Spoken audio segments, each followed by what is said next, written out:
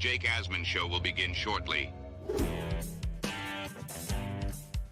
Thanks to all these great Patreon members who help support the show. Get your super chats ready. Jake will be here in just a moment. If you love the New York Jets, this is the place to be.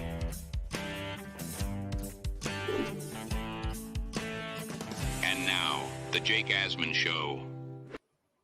We are just 5 days away from the Jets opener on Monday Night Football. Will Haason Reddick be there? What are the expectations for the Jets? We'll talk about that and a whole lot more with one of our favorite guests. He has covered the Jets for 36 years on the beat. ESPN Jets reporter Rich Cimini joins us, so let's hit it and get it started. Man, our Jets are primed for a historic season. We bleed Jets green each and every day. This is not the same old Jets. We have Aaron freaking Rodgers. We have Garrett Wilson. Let's go. We have Breece Hall. Please subscribe and hit the like button below. Super chat, baby. Cut the line. We have Sauce Gardner. We have Quinnen Williams. The Jets bandwagon is loaded. Now it's time to talk all things New York Jets. It's the Jake Asman Show. Here we go, Jet fans. Welcome in, everybody. Hit that subscribe button if you haven't already, and please click the thumbs up button and like the video as we continue to try and grow this channel and get closer to our goal of 40,000 subscribers in the not-so-distant future. Before we bring on today's awesome guest, ESPN Jets reporter Rich Cimini, a reminder, Jet fans, the biggest watch party in the Tri-State is this Monday night, T-Squared Social, Midtown Manhattan. Over 325 of you have already RSVP'd. Make sure you click the RSVP link in the description for this video. Sign up. It takes 2 seconds, and you could be a part of an epic night watching Aaron Rodgers and the Jets against the Niners. Joining us right now is someone who's been around the Jets longer than I'm sure a lot of people out there have been alive. He is Jets beat reporter for ESPN, the great Rich Cimini. Joins us now. Rich, always appreciate your time. Thanks so much for coming on.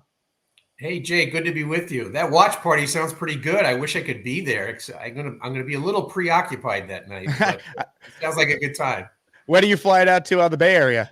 I'm leaving on Sunday. So, it's a quick in and out. It's a business trip, as they say. No doubt. No doubt. Now, I'm just going to jump right into it, Rich. I mean, you've covered plenty of holdouts in your time on this beat. This Reddick stuff, it's just bizarre. It feels like every day there's a new twist and turn. I never thought we'd get to this point where we still don't know whether or not he's going to show. What is the latest from what you're hearing with Haason Reddick?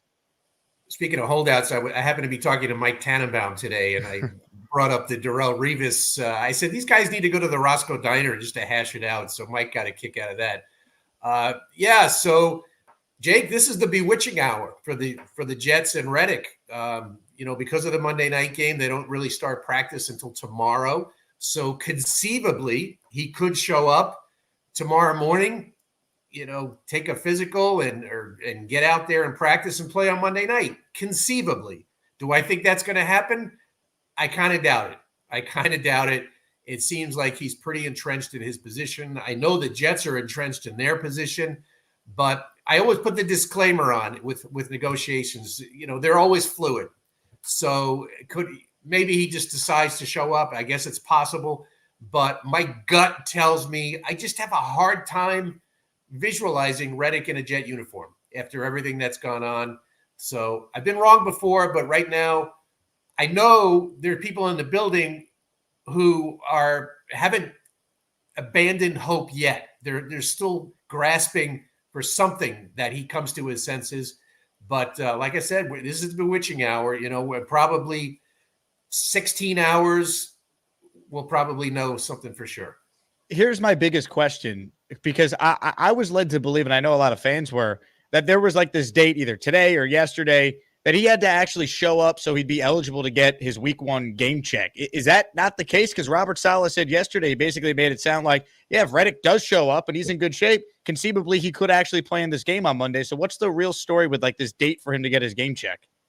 Yeah, I know on a Sunday game, it's Saturday at 4:00, so I don't know how they vary that for a Monday game. Maybe it's Sunday. I know, but no, he's not. He hasn't been eliminated from from playing. He's certainly not going to play for free, that's for sure. Yeah.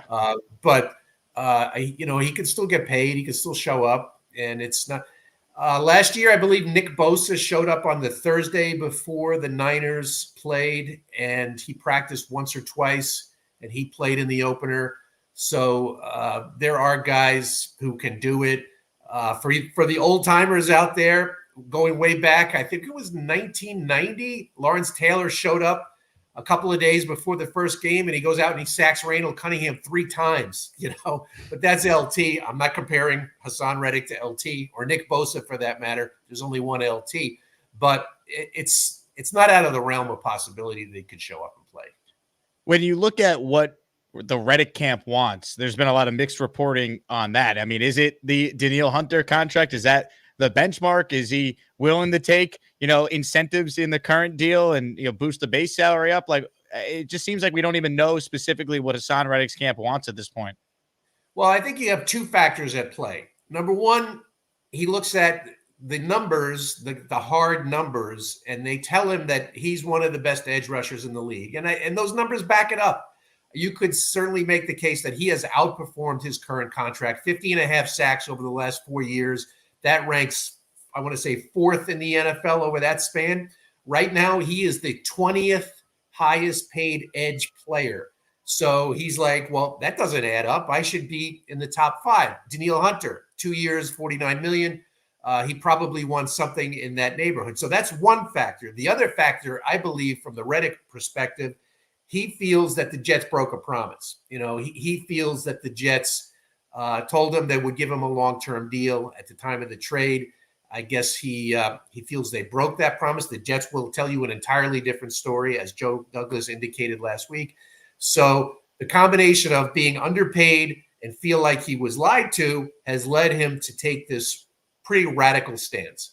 What confuses me is it does seem like the Jets have acted like they feel like they're completely in the right. And what I mean by that is they went on the record, like that statement from Douglas, like 20, 30 minutes after the trade request became public. He's never done that for any of the other players that have requested trades. Didn't do it for Jamal Adams, Mims, didn't do it for Elijah Moore. So the Jets have taken a very different approach to this than they have with other players, which kind of lends me to believe that they feel like without a shadow of a doubt, whatever they agreed to with Reddick, they feel like they're in the right. Am I reading it correctly?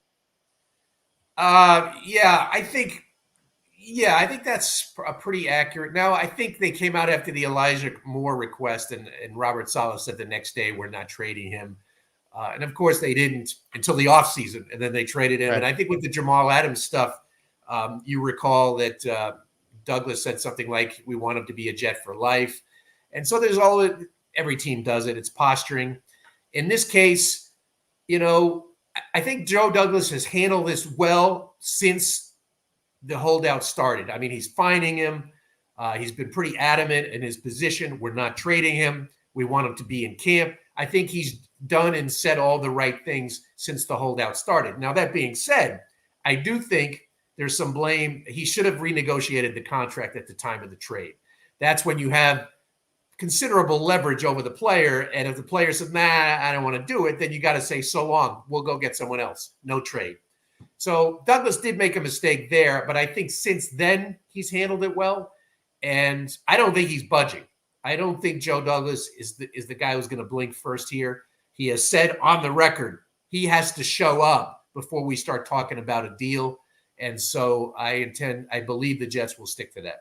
Before we get into, a player who has shown up and did get a new deal, and Michael Carter, what did you make of the report that came out yesterday? And I believe it's now official now. If you look at the website Over the Cap, that they restructured Quincy Williams and Tyler Conklin's deal and reportedly created about $8 million in cap space. Is that Reddick related? How did you interpret that? Well, Reddick is not counting on the cap right now. So he's on the reserve did not report list. So he's really not counting that much at all.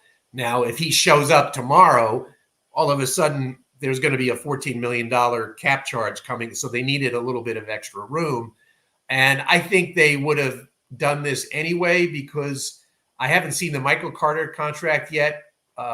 It's possible they lowered his cap number this year, even though he's probably getting more cash. So I haven't seen that yet. But teams always like to have some extra cap room going into the year. It just, injured reserve, practice squad, things of that nature. If they want to make a move at the deadline, to have the flexibility to do that. So I think the Jets, I don't think it means for sure that Reddick is going to show up. Now, if he does show up, they do have the flexibility to absorb his cap number. How do you see it ultimately playing out, Rich? Like, if he's not going to be there for week one, I mean, he's not going to go full Le'Veon Bell, you wouldn't think. Like, when would he eventually show up? Well, yeah, the Bell situation is interesting. I know there are a lot of people who are bringing that up. Le'Veon did not have a contract with the Steelers at that particular time, right? He was the franchise tag, and he didn't want to sign that. So he knew the following year that he was going to be free again, and he knew the Steelers weren't going to tag him again. It's an entirely different situation with Reddick. If he doesn't show up, we do this all over again next year. His contract tolls, and the Jets retain their rights to him. And so he doesn't want that. So he's going to have to show up at some point to get credit for this season. So that's 6 games on the roster. Now, would he wait until November to show up and give up all those game checks? You're talking $800,000 a week. Would he give up 11 of those? Quick, Jake, do the math. 800,000, 11 weeks. That's a lot of money. 9 million something. So would he do that? I think Monday night will be very, very critical. If the Jets go out and just lay an egg on defense and have no pass rush, and Will McDonald is a non-factor, then there's going to be more pressure on the Jets to get this done. But if they go out and play a good defensive game, Reddick is got zero leverage. He doesn't have much leverage right now as it is, but if they go out and play a good game without him against one of the best teams in the NFL, then Haason Reddick is going to have to make a tough decision that he probably doesn't want to make. What I don't understand from the Reddick perspective is, even if they lose to Brock Purdy, they don't get a pass rush in this game on Monday, I think the Jets would look at it like, okay, it's one game of 17 against a non-conference opponent that was in the Super Bowl last year. Now look at our next 4 games against Will Levis, against Jacoby Brissett, against Bo Nix, Sam Darnold. Like, conceivably, the Jets could still be 4-1 without Haason Reddick, unless there's an injury to Jermaine Johnson or to Quinton Williams. I don't see how the Reddick camp gains a ton of leverage, even if the Jets lose a game on Monday without a ton of pass rush. Yeah, it depends how it looks. It depends how the players do. I mean, McDonald, how's he going to do? I mean, there's so much unknown with Will McDonald, because I think we all agree he's got talent. I think we've seen it in spurts. Can he do it over a full game? Can he do it against a first-team offensive tackle? He played mostly backups in the preseason. So, there's different ways to look at it. I think the Jets will know, the coaches will know if they need more pass rush after the first game. Robert Saleh, I get what he was saying the other day. He had the quote. It was kind of a flippant quote about, someone asked him, would it be like a bonus to get Haason at this point? And he said, yeah, like finding change in the couch. And he quickly said, well, no, he's a special player. I don't think, the perception that he's a luxury, I don't agree with that at all, because the Jets, they did trade an asset for him, a draft pick. They did agree to pay him $14 million, which is a significant amount of money. They did trade John Franklin Myers because they thought Reddick was going to be their starter.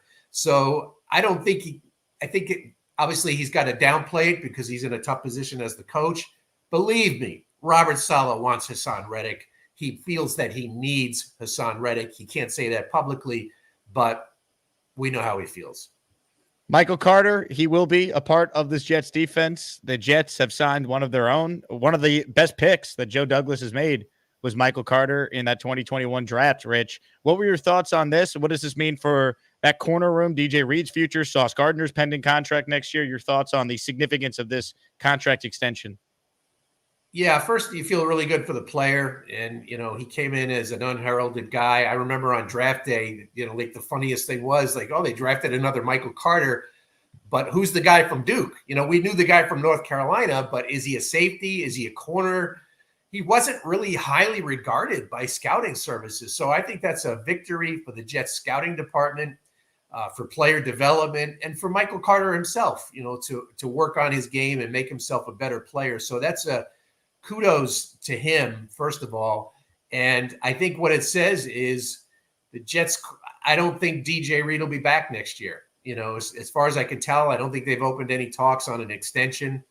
I think they'll let him play out that contract. They got to pay Sauce Gardner a lot of money. I think we're starting to understand now how much money with the Surtain contract. I think Sauce, I'll make a prediction right now. It'll be 4 years, $100 million. Boom. That's what I said today. 80 million guaranteed. Yep. Even numbers, very, very clean, even numbers, 100 mil. And it's DJ Reed's a really good player, but they have some tough decisions to make. Does that mean if they sign Reed, does that mean they let Jermaine Johnson go? There's some really, really interesting decisions they have to make. I think they have a guy like Quantez Stiggers who's in the pipeline now. How does he develop through the course of this year? He probably won't play a whole lot this year. At least they hope he doesn't.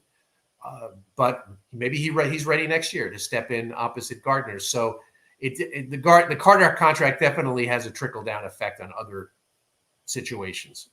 I completely agree with you with the Sauce deal. I think it's very easy to do. He's the next guy up. He's the best at his position. I think the Garrett Wilson contract, I think they'll get it done, Rich, but that's a tough one because you see the money for receivers, and if Garrett goes out there with Aaron and has a great year, it's still that first one great year, and then the first two, not his fault, but statistically it's not going to be as much as some of these other guys that have been paid. I think that's, to me, is an interesting negotiation potentially next year as well.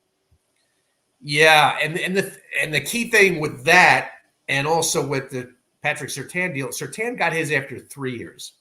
And so that's kind of sets a little bit of a league-wide precedent there. If Jamar Chase gets his new deal, and I think he's practicing today, so maybe that's a sign of optimism. That would be after 3 years. And so Garrett Wilson's going to say, hey, man, these guys are getting paid after 3 years. Why can't I get 3? The Jets have never signed or extended a first-round pick after 3 years. Quinnen Williams had to wait 4 years, before they did his deal. And I think the Jets would really prefer to wait another year on Sauce and Garrett Wilson, but the market might not dictate that. They're probably better off doing one and then doing another one the following year. But I agree. I think Garrett is going to be harder to do just simply because the money is so much greater at wide receiver. Guys are exceeding $30 million now. And I've talked to some personnel people and they're like, well, good receivers like that, you can get them. They're not that hard to find.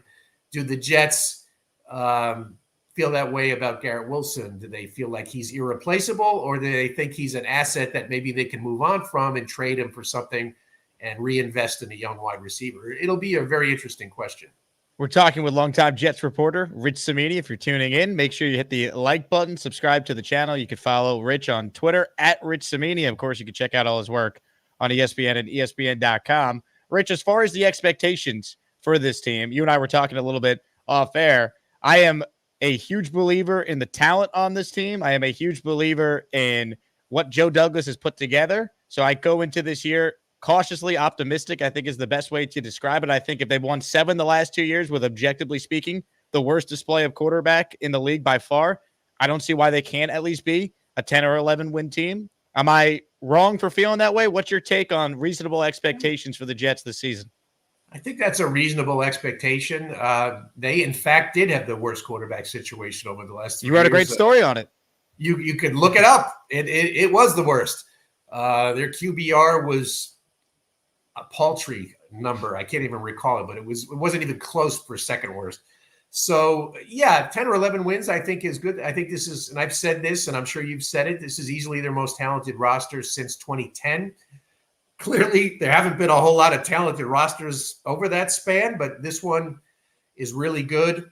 I think their starting 22 can match up with almost any team in the league. I would put their starting 22 in like the top 3 or 4 or 5 in the league. Some questions on the depth, maybe, running back is very young, talented, but I think young, inexperienced guys. The depth on the defensive line is a little bit of a concern. And I think at wide receiver, so much hinges on Mike Williams. Like, what is Mike Williams going to be after that injury? So some depth issues.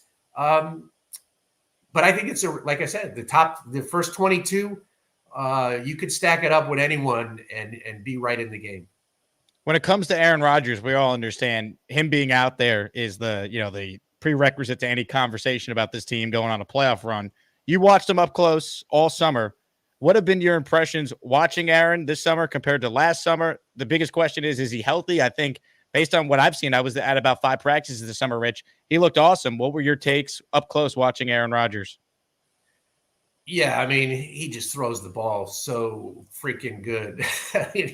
The joint practice against the Giants was something special there. I mean, the throw to Garrett Wilson was incredible. He can throw the ball.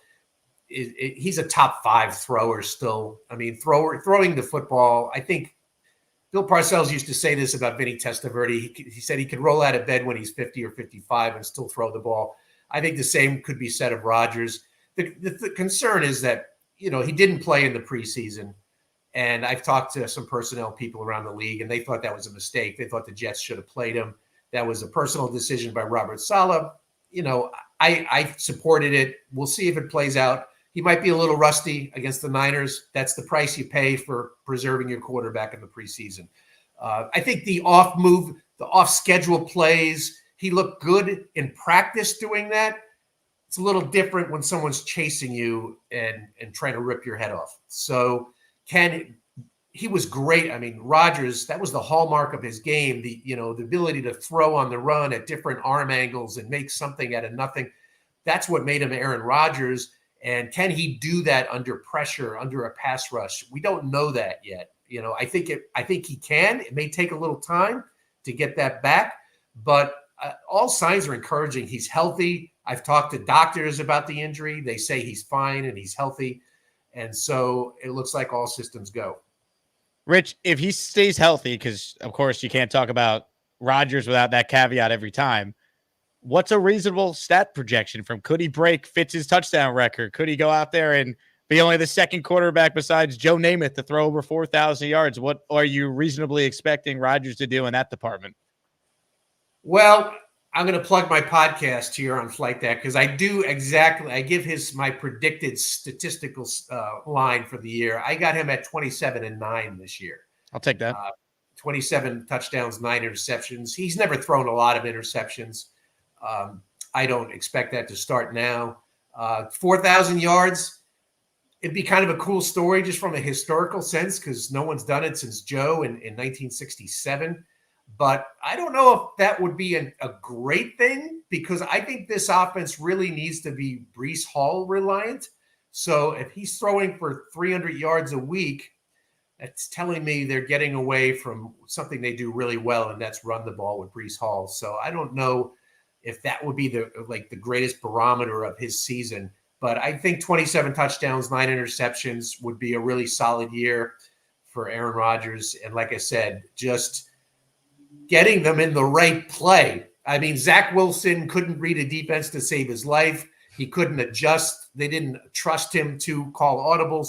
Rodgers has full control at the line of scrimmage. He will absolutely get them in the right play. And that is a big thing that it's really priceless. You really can't put a value on that. I've used the comparison that, hey, Breece Hall could be, what Terrell Davis was to John Elway. Breece Hall could do that for Aaron Rodgers at this stage of his career. I mean, just watching some of these practices this summer, he's lining up all over the field. He's being used in the red zone. If Breece is healthy, Rich, I mean, I think he could be in the offensive player of the year conversation. I think he's that special of a talent. Well, if you talk to some people over there, they might say he's the best player on the team, pound for pound. He's got that much talent. Now, I don't think he's going to rush for 2,000 yards like Terrell Davis, but the comparison, that's an interesting comparison, the Elway Davis comparison. I think Elway was probably I think Rodgers now has more left in him than what Elway had in that 98 season. Elway was kind of almost on fumes at the end there and really relied on Terrell Davis. I think there will be days where Rodgers can crank it up and looks like the Rodgers of old. And there will be days where he's kind of average and needs a Breece Hall to carry the offense. So, I think it has to be a balance for them.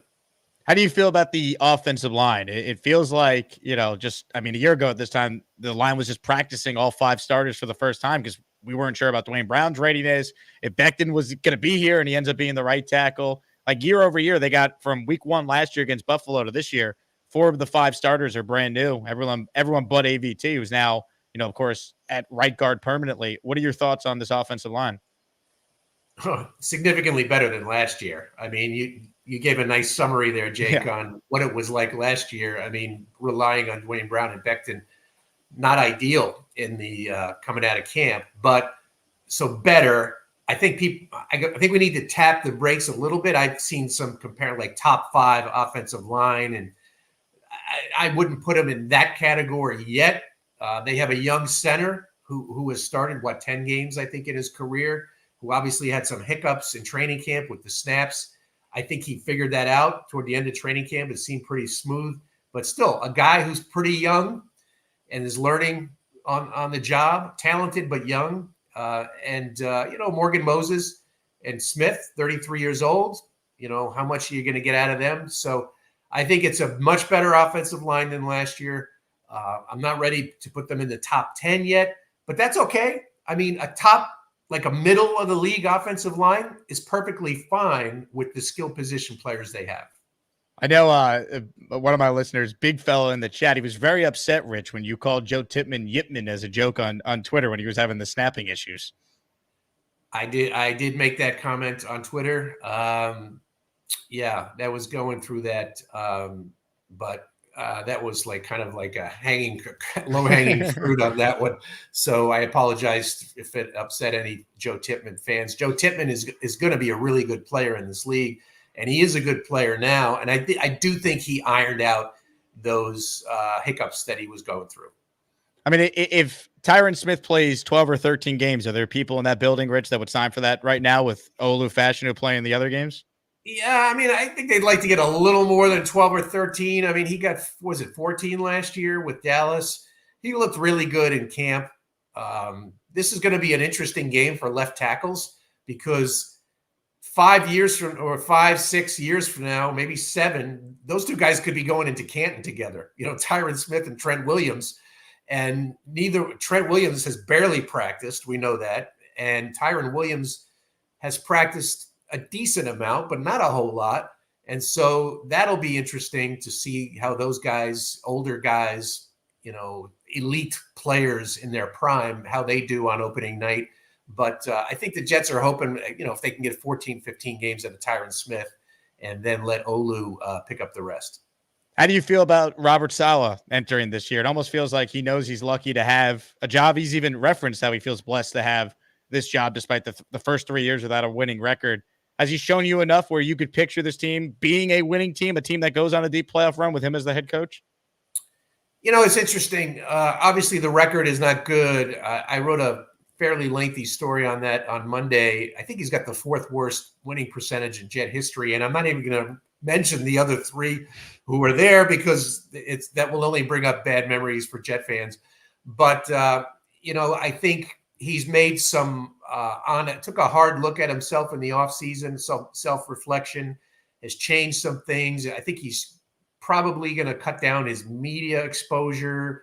I think the way he views the team is going to be a little bit different. I sensed a little bit harder edge, not only with the practices, more reps, harder practices, but just the way he's viewing things, just talking to players, more of a business-like approach. And so that's good. Coaches should evolve as he's learned a lot. It hasn't been an easy 3 years. I think he has the potential to be a good coach and get them into the playoffs. He's never had a good quarterback situation. If he can get Rodgers, if he can coexist with Rodgers, may not be easy. He can be high maintenance, Aaron Rodgers. He can be tough. Ask his previous coaches. And so that's part of the coaching on his bingo card this year is he's got to maintain a good relationship with Rodgers. And I do envision a point this year where the whole run-pass ratio becomes an issue. Rodgers likes to throw the ball. He's a quarterback. He's going to the Hall of Fame because of his ability to throw it. He's going to want to throw the ball, and I think Saleh is more of a defensive coach, wants to run the ball, play defense. So I could see that becoming a storyline. So that will have to be managed. That's another thing Saleh has to handle through the year. But I think he's got the right approach going into the year. It feels like the Nathaniel Hackett situation is still kind of hovering over this team. Even though Aaron's back, there's still what happened last year. Did you notice anything different with Hackett and Saleh's being more involved in the offense? What kind of stood out with Hackett in year 2 as this team's OC? Yeah, I mean, Hackett seemed like almost a non-factor this summer because, Aaron was, of course, is like grabs the spotlight and Saleh. Hackett just seemed to be along for the ride this year. It's a concern, to be quite honest. I don't think he did a very good job last year after the injury. The Jets were they adjusted about as fast as a glacier moved across the Arctic. I mean, they did not adjust quickly enough with Zach Wilson at quarterback. And it was like week after week after week of the same crap. And, I don't think Hackett did a good job there. I have questions about his play calling. We could go into the weeds on that. We'll save that for another day. But I think the Jets are hoping that Rodgers' presence can change that a little bit. I'm always a little leery, and I learned a lesson when you rely on one player so much. And I know a lot of teams rely on their quarterback, but in this case, it's unique because of the impact he has on the entire organization. And we saw it play out last year in reality TV. When he went down, everything changed. The mood in the building changed. The offense changed after a while. It just sapped them of everything. And so I'm a little leery about teams that rely so much on one player. You're tuned in live right now. Hit the like button. Make sure you subscribe to the channel. Do a quick Q&A with Rich before we say goodbye. Not a question for you, Rich, but Brandon did super chat and he goes, "I love Rich Cimini. He gets hate for no reason." All right, Brandon. All right, checks in the mail, Brandon. Thank you very much. Hey, look, it's all good. That's what makes sports great. Like when people have different opinions. And look, you're in the business too, Jake. Oh, yeah. I mean, it's like our jobs wouldn't be that would be boring if we didn't have different viewpoints. All right, here's a super chat, Rich. You ready for this one? Dick Chimney's Burner says, "Hey, Rich, speaking of our secondary, what do you expect from the safety room? Does the lack of moves give you a feeling that our staff has full faith in them, possibly under the radar?" I think Tony Adams is under the radar. He's one of my breakout players for this year. Obviously, the Jets do not put as high a value on safety as they do corner in this defensive scheme. I get that. They might have like the least expensive safety room in the league. Chuck Clark is making barely among the minimum. Tony Adams is an undrafted guy. They're just looking for good tacklers who are smart, cerebral, tough guys. And they'll leave everything else to the guys on the perimeter and the guys up front. And so I think their safety room is okay. And watch for, I think Tony Adams is going to surprise some people this year. Purple Belt Mike says, "Rich, what is the biggest difference other than the offensive line that you have seen improvements from last year to this year in training camp?" Well, Joe Tipman, much more athletic than Connor McGovern last year. Look, I like Connor McGovern, good guy, tough guy. Was not not an effective run blocker. I think Tipman is an upgrade. Tipman can get to the second level, and which is very important when you're running an outside zone scheme like they do. So I think athletically at center, they'll be better. Just having a healthy AVT makes them better. Mekhi Becton, I admire the way he came back off the injury last year, but he just was not a productive player for them. He gave up 12 or 13 sacks. He had about 12 or 13 penalties. They will get better production out of Moses and Tyron Smith. Those guys are just pros. And I think they'll be better for those reasons. Jay wants to know, what was the real story behind Rex Hogan's exit from One Jets Drive? I don't believe Hogan is in a front office right now, right? No, he is not. And so obviously the Jets restructured their front office, but really all they did was move people around. They didn't hire anyone from outside the organization. my own personal opinion, I think Woody Johnson was consolidating the front office. They eliminated that position. They do not have an assistant general manager right now. I don't think that was a Joe Douglas decision. I think he has all the respect in the world for Rex Hogan. I think that probably was a Woody Johnson decision based on A, I want to consolidate the front office and save some money, and B, I'm pissed off about the way this season went, and somebody's head's got to roll. So I think that's what happened there. The reports were that Hogan was like very influential on the Zach Wilson pick. Is there any truth to that? And that maybe is why Woody was so annoyed? There is truth to that. He was influential in that pick. I think they relied on Rex a lot for that. He was had a lot of ties to that program, having been in the state of Utah in the past. Was that the reason? I don't think that was the main reason. I don't think Woody Johnson was like, this Wilson pick didn't pan out, I'm going to get the guy.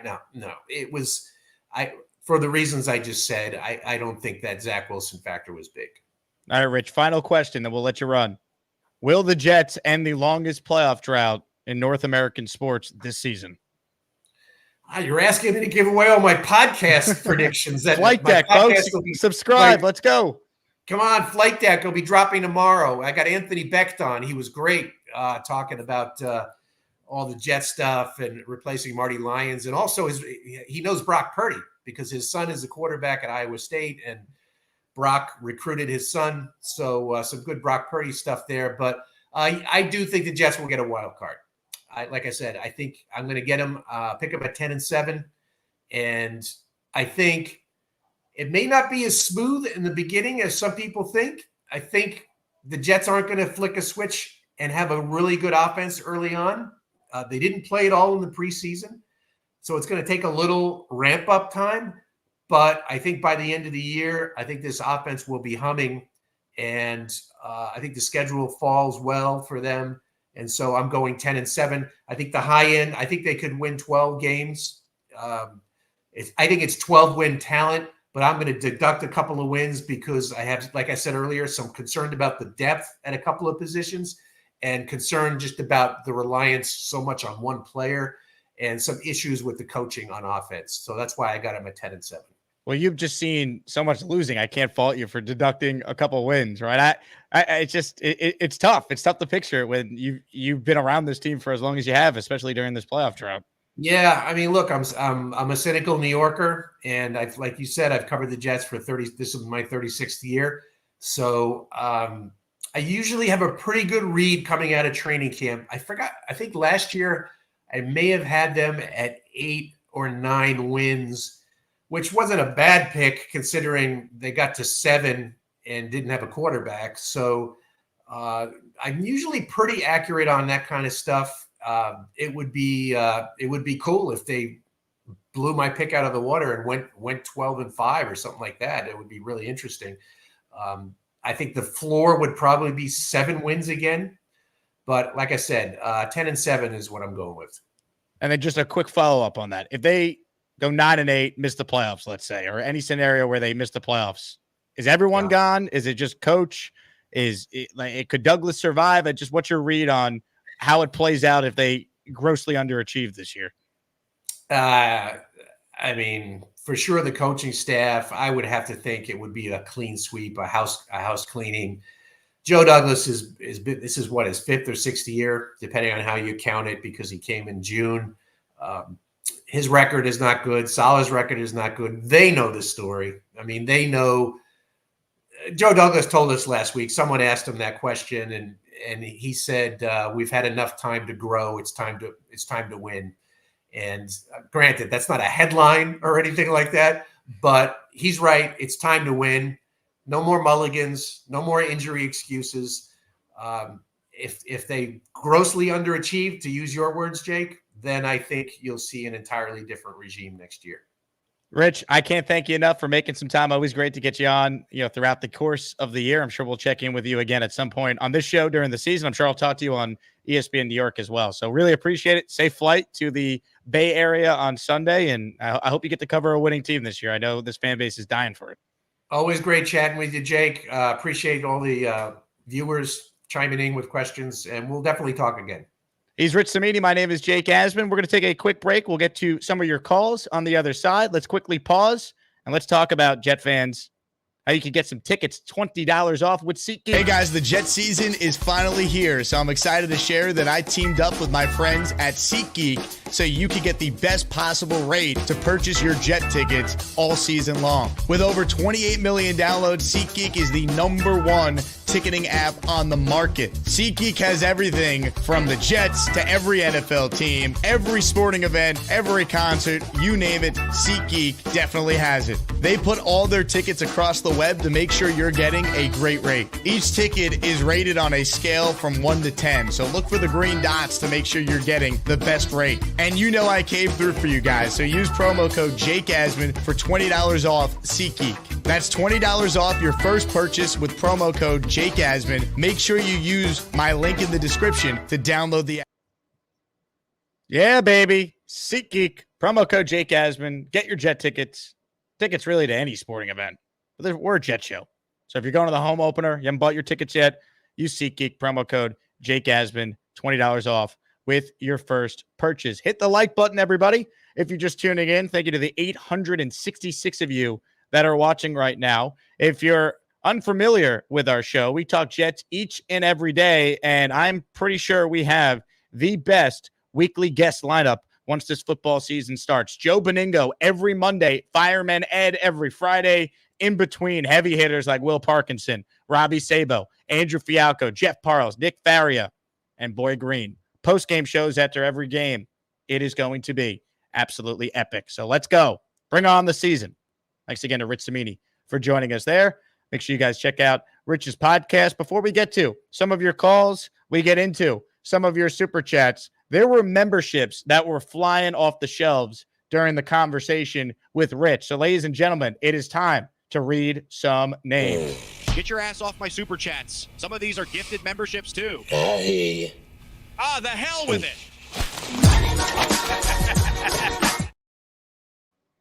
A 10 spot from Felix Campos to get us rolling. Felix Campos, a wonderful, wonderful guy. He gives a lot of gift memberships and loves the Jake Asman Show. Take the money. Here we go. Eli Yananakopoulos, E-Rock Polk, Thomas Hibbert, Alexander Brown, King Blaze, Mikey Boy Jets LI, Austin S., Card Cape Central, your boy Jay Saul. You guys are all officially as maniacs. Welcome, welcome, welcome. I got other names to read, but the chat is exploding. I want to give a shout out to Philip Rezick Jr., who just gifted 5 channel memberships earlier on in this show. Money, money, money, money, money, money.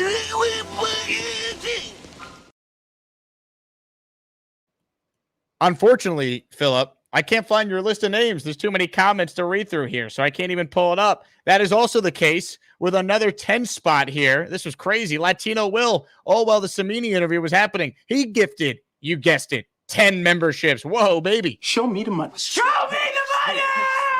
Money, money, money. If you got a membership, it either came from Latino Will or Philip Rezick Jr. So thank them in the chat. Pay it forward. It's just $5 to gift 1 membership to your fellow Asmaniac. If I'm able to get the names at some point, I'll do my best to read them, but too many comments and YouTube is not showing me who actually got a channel membership. So I apologize for that, but I want to thank Latino Will and Philip Rezick for the support. All right, Gus Buster Umbrella Hotline's open. Let's get to some calls. This guy submitted a super chat. I did my best to weave it in without being a total, to Rich. The big fella's first up. You put me in a tough spot with this one, big fella. That's why you're the best, man. You asked him the question, one of the questions, and I got respect for that. It was a bomb, and you weaved your way through it. So good job. Well, you spent $10. I don't want it to go for nothing. No, I appreciate it. Well, he needed to be called out for what he said. I mean, that's BS.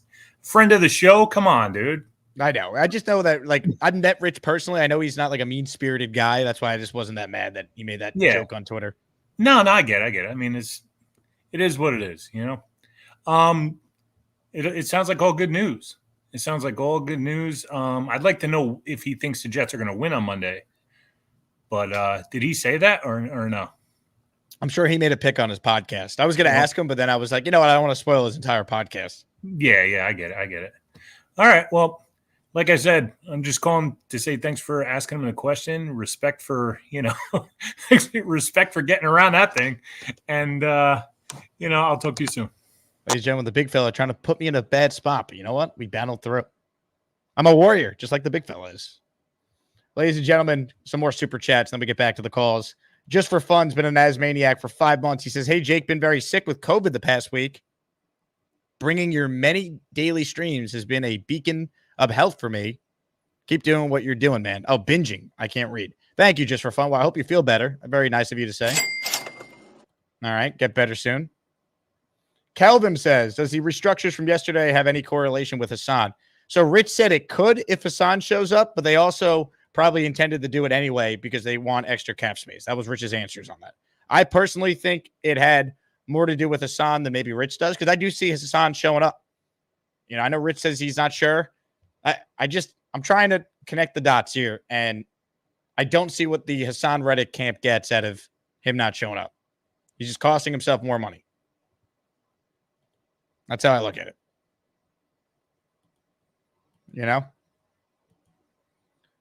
Let's get back into your calls right now. We say hello to PBM, who's up next. What's up, Mike? Yo, I like how I said anything except the offensive line, and he went into Tittman. I think he misread it wrong and thought you were asking about just the O-line. The offensive line? Because his answer was only O-line related, so I think he misinterpreted the question. Yeah, that made me laugh. I thought that was funny.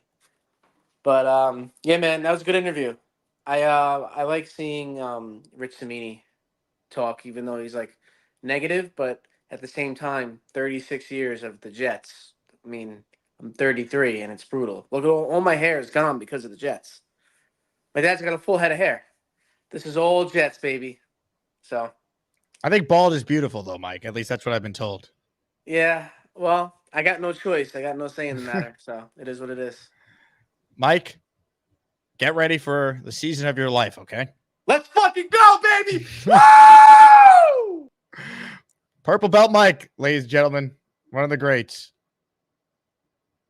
One of the greats. All right, I'm pinning the Gusbuster Umbrella call-in link right now. Make it easier for people. So check it out if you want in on the show. We are seeking more channel memberships. Ladies and gentlemen, Lankerman is our next channel Edgemo. All right, the Lane Train Lankerman emoji will go live if we get 17 more members. So you have a couple options here. You can hit the join button and do it the old-fashioned way, or turn on gift receipts and let someone gift you a channel membership. Ladies and gentlemen, let's get into more of your phone calls right now. Appreciate everyone tuned in. If you missed the first show earlier, Robbie Sabo was with us, and it was a lot of fun. Calls were crazy, so definitely check that out. And folks, when this guy calls in, you stop what you're doing and you watch. Hi, everybody. This is Bob from Vermont. I am Bob, of course. Hey, that guy's pretty good. Rich Cimini is his name. Yeah. He's from ESPN. I mean, he's covered the Jets for 36 years, Bob. You don't know Rich?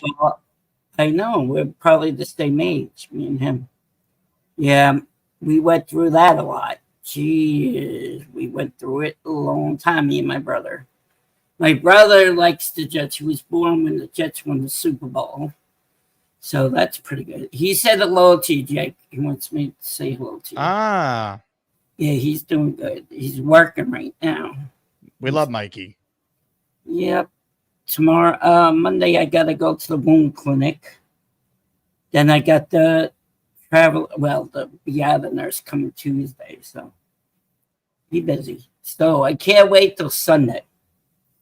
Tomorrow is the 49ers. Tomorrow, right? No, not the 49ers. The Chiefs. Right? Yes. Where they're playing tomorrow. What area? I know they Chiefs Ravens playing tomorrow. I know, but where? Both teams are away, way far away. No, both teams are not away. Only the Ravens are away. Oh, where are they playing? They're playing the Chiefs in Kansas City. No, they're playing in Brazil. No, they're not. No, they're not. That is the Eagles and the Packers, Bob. Keep up with us. Oh, the Eagles and the Packers. Oh. Oh, okay. Well, I didn't know. I thought both teams are traveling. Okay. No. So I'll take the Ravens over the Chiefs. Did I ask for your pick? No. Okay. No, you can give your pick. Well, I actually want it now. No. What do you got? Give me a winning bet, Bob. No. I'm not giving you nothing. No? Nothing. What do you mean nothing? Nope.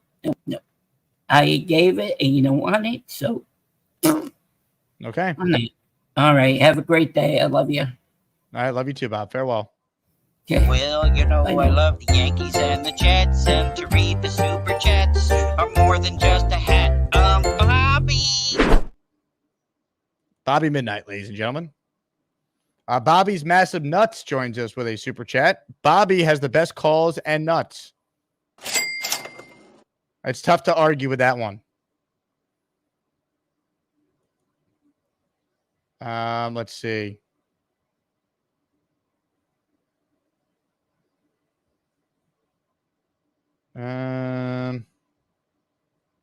Catching up on some comments here. All right. Let's go back to the calls now, shall we? Mr. Weed is on the line, and he's next. Hello, Mr. Weed.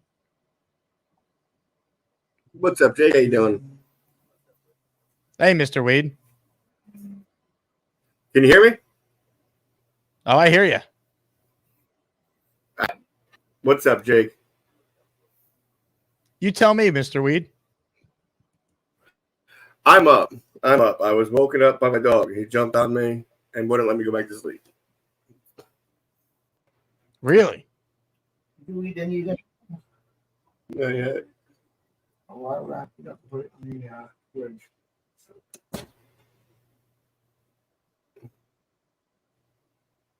Can't wait for T-Squared, Jake. We're almost there. 5 days. We're going 20-0. We'll see you there, Weed. Take it easy. All right. Ladies and gentlemen, Weed the people.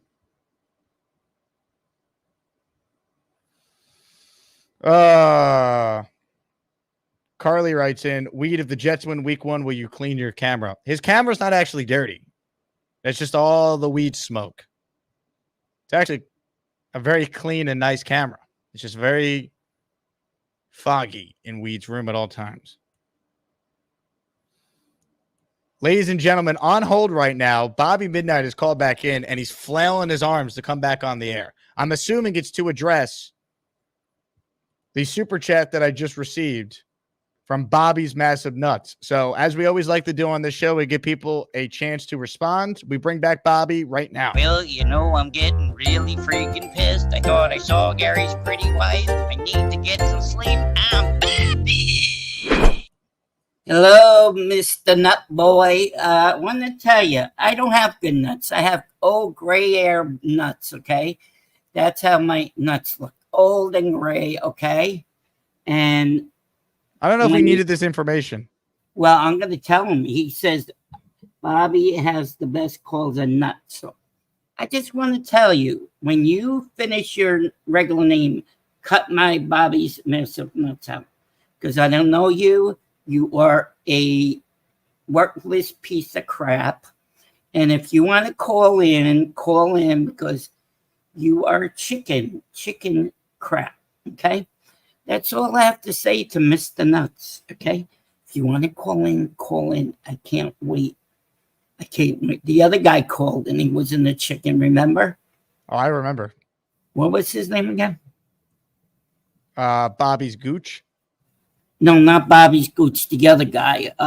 He called me smelly, I'm weird. I smell weird, he said, remember? Yeah. He always comes in your chat. Oh, what's his name?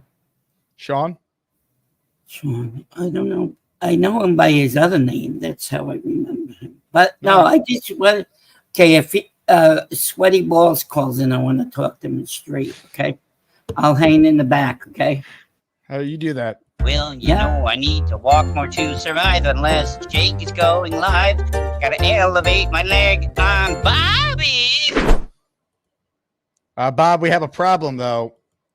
I'm just seeing this comment that just came through the pipeline here from the aforementioned Bobby's Massive Nuts. He wrote in, I'm a nut, Bobby. I can't use a phone. Bobby, any response? Well, he's a lying peck of shit. I don't believe Whoa. Easy now. Okay, Easy.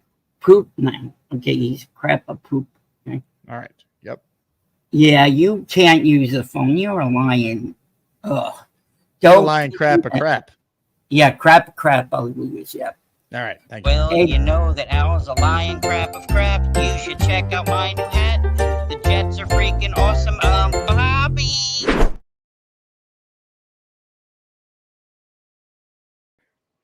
What a show. Hit the like button if you're just tuning in. Let's get to more of your calls. Let's say hello to Philip, who just gifted some memberships earlier in this program. What's up, Philip? Thanks for the membership gifts, man. Of course. You have to pay it forward, Jet fans. It's the only way that we can salute to Jake because of everything that he does on a daily basis. I appreciate you, man. Thank you. Thank you. I'm just throwing it in there. All I want to say is because I only got a couple minutes before dinner. JETS, Jets. King Lowski, I need him as my alarm clock, like you said, Jake, every day. Let's go. JETS, Jets. That's it. Philip, great call. Efficient, well articulate, tremendous. Ladies and gentlemen, I can't promise you that this next call will be articulate. I can't promise that this next call will be a good call. I can't promise you really anything because I don't know where we're going. B-Mac. Look at my TV. B-Mac. I love Aaron Rodgers. Jets. Go Jets. Hey, Jake. Good afternoon. Yes, this is B-Mac. I just want to apologize for my brother's behavior yesterday. It was totally inappropriate. My parents ground him.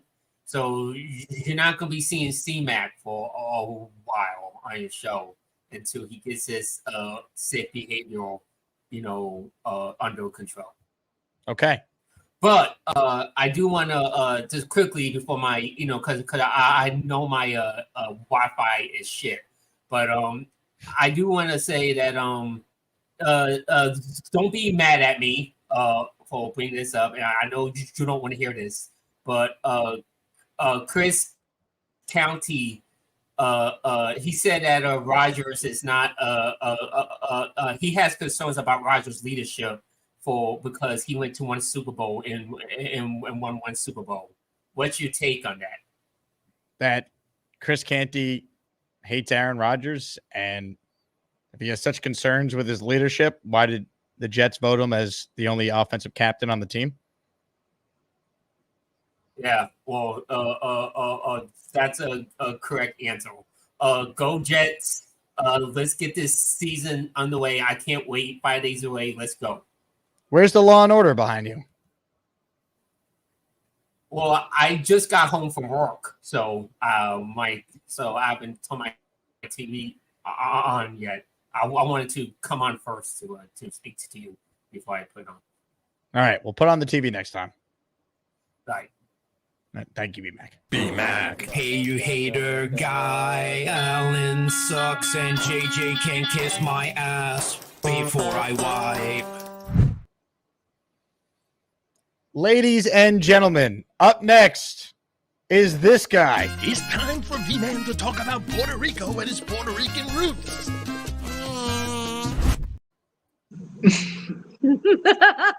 It's VPA. Hello, VPA. Dile hola. Say hi. Say hi. He's being quiet, but now, for the first time ever, you can actually figure out where my grandfather's from. Hi, Jake. How you doing? I'm good, V-Man. How are you? Oh, did you see where he's from? Puerto Rico. No, did you read the town name? Did you try to pronounce that? Penuelas. Very good. Not bad. It's Peñuelas. All right. All right, yeah, but no.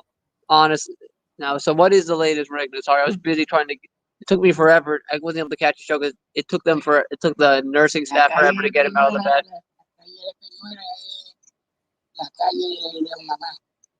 He's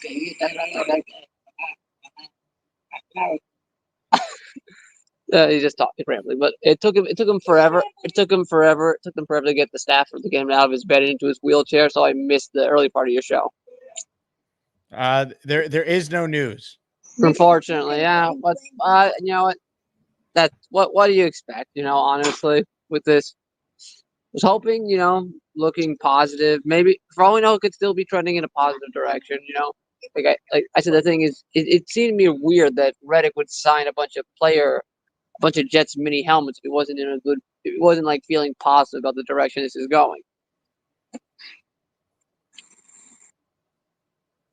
So nothing new. It's unfortunate. Like, look, end of the day, we still have a great team, and I still trust this defense without Reddick. I mean, it's going to be all up to the younger guys, you know. It's going to be up to the younger guys to pick up the slack, you know. It's going to be up to it's up to them to pick up the slack on the D line, especially in the edge position, for them to pick up the slack where Reddick should be. But I trust them to do it. I trust this team's defensive coaching to make the most out of what they have. V-Man, are you going to make a lot of noise at the watch party on Monday? You going to bring the energy? You guys want? Yeah, I'll bring the energy. You know, you guys want me to start the chant? Yeah, I mean, I need you on Neil's shoulders leading a Jet chant. Oh God! You know what? Yeah, I'll do that. I'm open to that. Okay. All right. Well, I'll talk to you later, man. Let's All right. go. Say hello to the V family for us. Here, señor, say hasta luego. Say it. Come on. Say goodbye. Hasta luego. Oh, what did he say? He's rambling again. Let's. Why don't you send us off? I see where you get it from. That's the end of that V-Man call. Now he can go back to sleeping. Ladies and gentlemen, that is V-Man in a nutshell if you're new around here. EJ has a super chat. EJ cuts the line. All super chats get read for the most part, and they cut the line. Does it set a bad precedent if a team pays Reddick before he shows up? News of restructured deals makes me think they're paying him. Yeah, I think part of all this is the precedent that it sets. That they just give him a deal when he's been away. That's why they want him to show up. I think he shows up tomorrow and they redo his deal, give him some extra money, something. I don't believe these restructures just happen for no reason. That's my feeling on it. I think he's there tomorrow. They were off today, so maybe we get some news tonight, and then he'll be there tomorrow. Ladies and gentlemen, more of your calls right now. This guy has had some terrible calls of late, but we don't want to hear from him. We want to hear from the real star of the family. The great Decker is with us right now. Hello, Decker. Unmute the mic. Sorry, my bad. You're on now. Hello, Jake. Hi, Decker. Hi. You going to the game in London? I plan to be there, yes. Are you going to London? Yes. I'm going to drink tea with the Queen. You want to drink tea? You gonna? The Queen died. The princess. The Queen did die. That's true. That's true. A little late for that. Decker, how's the teddy bear we sent you? Do you like it? Yeah, I love it. Did you name it? Yes. What'd you name the teddy bear? Chocolate. Chocolate. All right. I thought you named it Jake. Listen, I changed the name. All right. She can do whatever she wants, Gary. She runs the show here. Mm-hmm. I just work for her. It's true. Decker, are you excited for the Jets season? Yes. Are they going to win the Super Bowl? Yes. And the long ones? Hook them? Whatever you... 2 champions in one house? Decker, how about a JETS Jets chant? You want to do it with you? Yeah. All right, ready? Jets, Jets. Yeah. All right, Gary, Let's be honest. What's happening here? You've had some rough calls of late. The chat's been down on you. So you said to Decker, "Look, you have a high Q score. I need you to come on the Jake Asman show with me, so everyone is now nice to me again." So Decker, you really helped your dad out big time with this. Yes. Thank you, Decker. No problem. Bye, Jake. Bye, Decker. See, my approval rating just went up at least 20 points. Just like that. See, I just became more likable. 20 points. You might blow it by the end of this call, though. Be careful. Yeah, but then I'm just back down to my norm. Then I'm just. That was a really good interview, Jake. That was with Cimini. That was really, really good.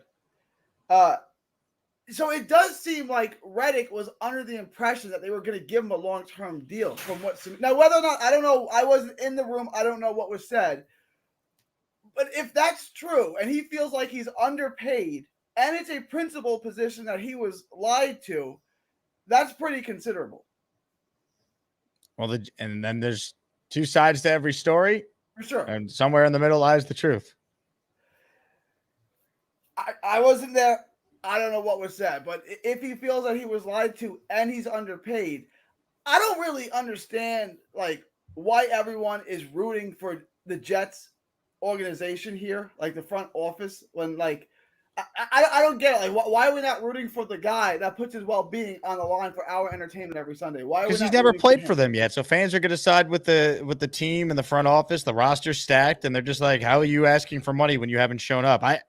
You know what side I'm on? The side that gets some sort of solution done. And Haason Reddick is out there on this team because he makes this team, to me, the best defense arguably in the NFL if he's out there. That's why I want this to get solved fast.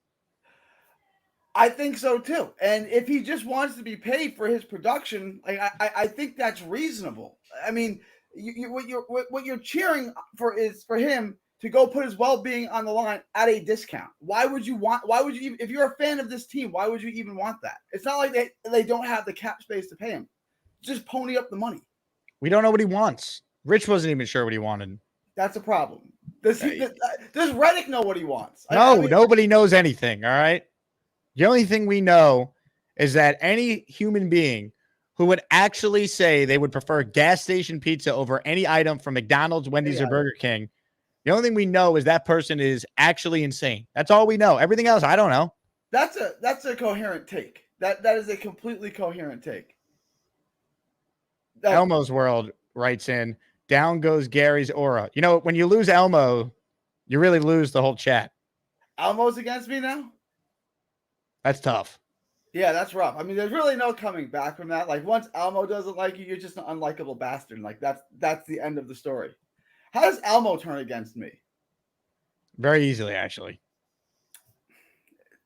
That kind of hurts, but I'll get over it by the weekend. Are you going to buy an Edgemo shirt for your wife, the Gary's wife emoji? Certainly not. The one with my wife on it is. My wife doesn't really understand. Top right, it will be there. Yeah, my wife doesn't understand why my wife is me.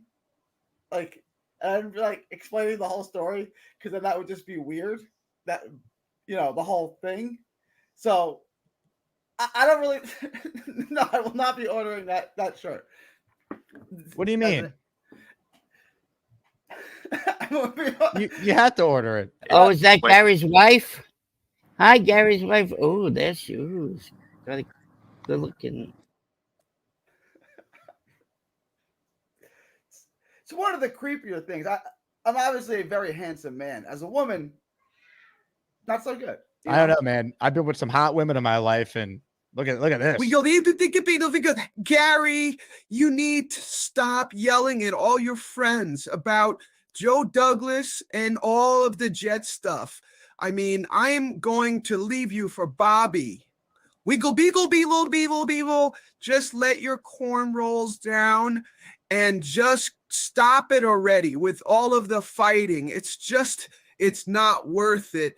I love Bobby. Wiggle, deagle, deagle, deagle, deagle. The picture there that he put on the bottom left-hand corner of Bobby with the butt on the stick, that really sets the whole thing up. That really makes the whole image there. I'm glad you think so. That's really all I got. Decker wanted to say hi. I wanted to compliment you on that interview. That was a good job. Thank you, Gary. That was good. Your takes still stink, but I appreciate the kind words. What? Knockouts don't matter if you land enough jabs.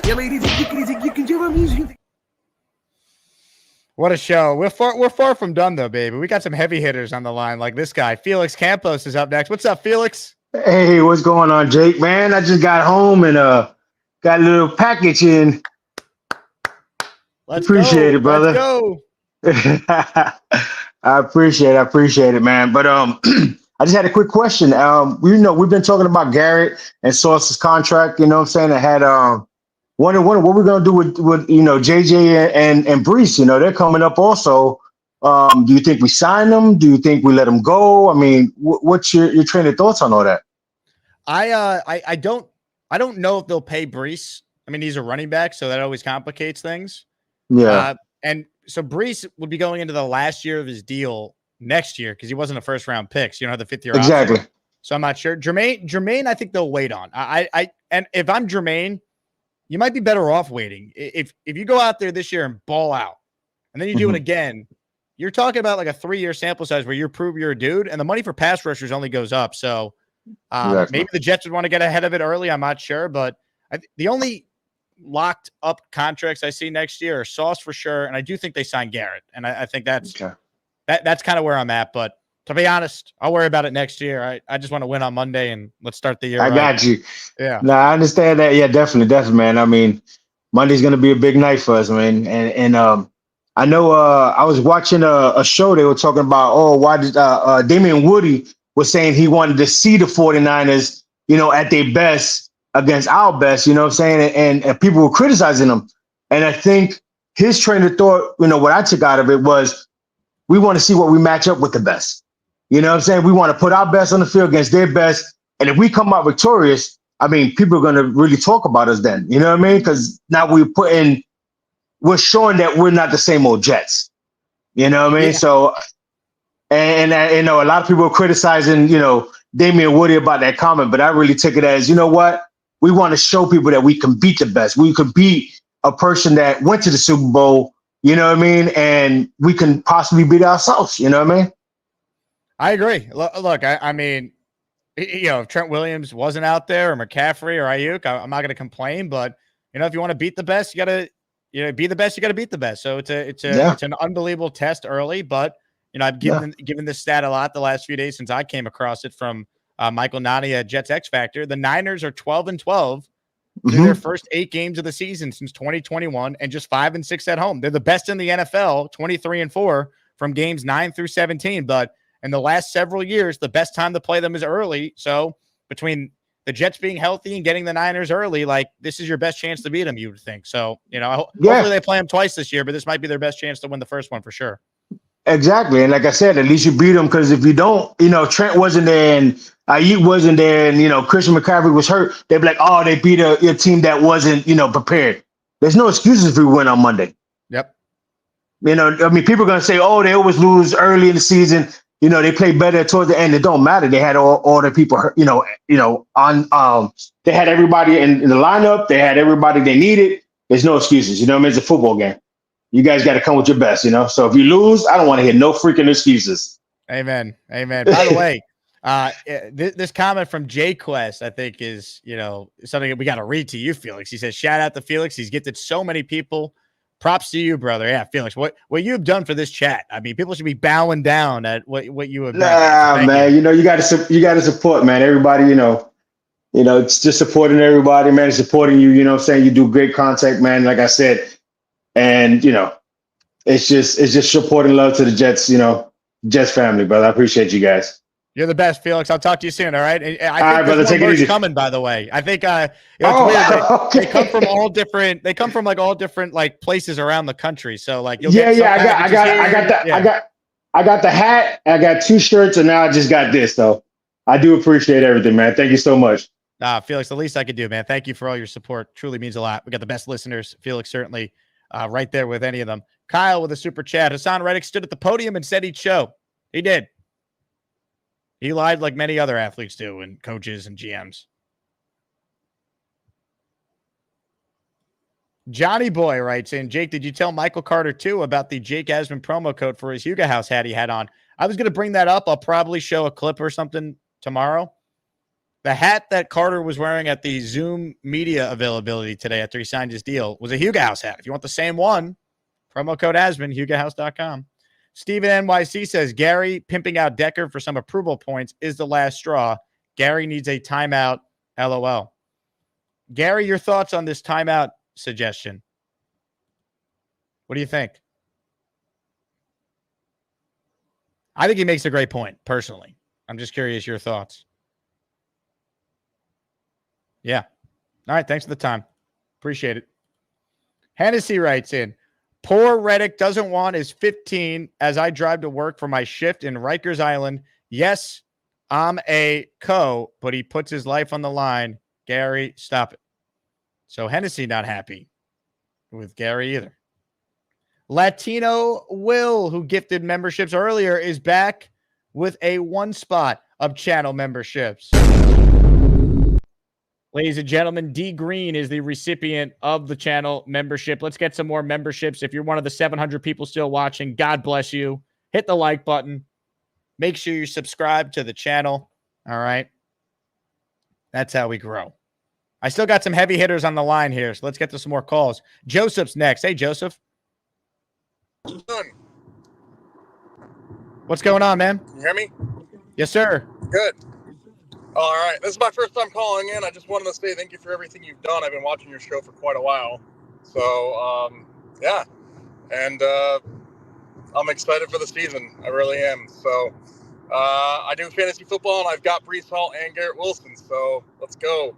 How'd you get both of them? What pick did you have? I had pick 5, got Breece Hall, and then I just traded Kyrene Williams and the 49ers defense and Xavier Worthy for Garrett Wilson and the Jets defense. I probably would do that deal. Yep. So I got both of them now, and then I just traded Laporta for Kenneth Walker because I have George Kittle. That's amazing. Well, I'll tell you what, Joseph, if the Jets fail to achieve their goals and it has anything to do with those guys getting hurt, I'm blaming you. I just want you to know. All right, that's fine. How long have you been a viewer of the show? I've been viewing on and off for about 3 months since kind of Ryan took a break because I've been a Ryan follower for quite a while. Mm-hmm. And then I was like, well, I've got to get some kind of Jets podcast. So I found you, and I've been pretty much watching. I don't watch every live event.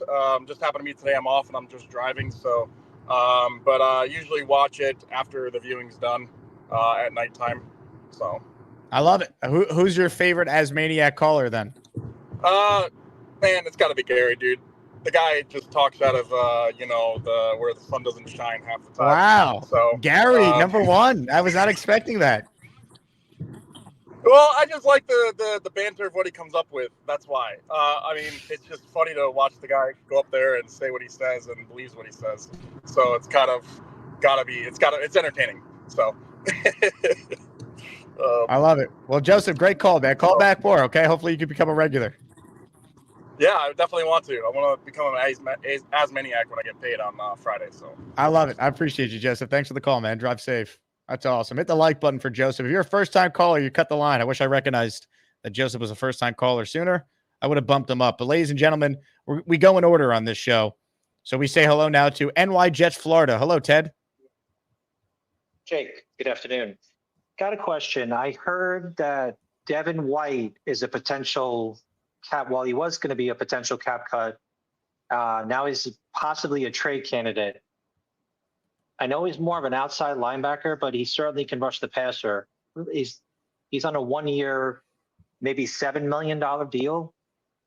I mean, he's had 5 sacks in 1 year and 9 sacks in another. Would you think about adding a guy like that for depth if he was healthy? They said he has a foot injury, but a lot of people are speculating that he's being benched and that his time is short in Philly.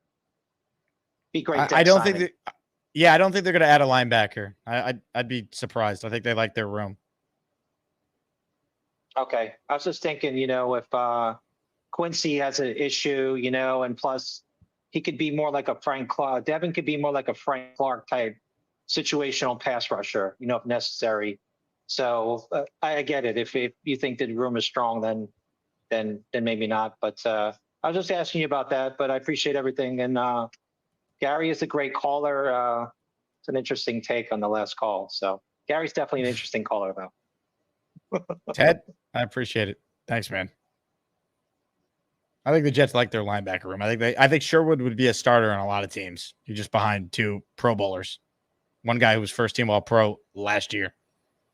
Ladies and gentlemen, for the first time since one of the more iconic phone calls in the history of the show, we say hello once again to Charles Eugene M.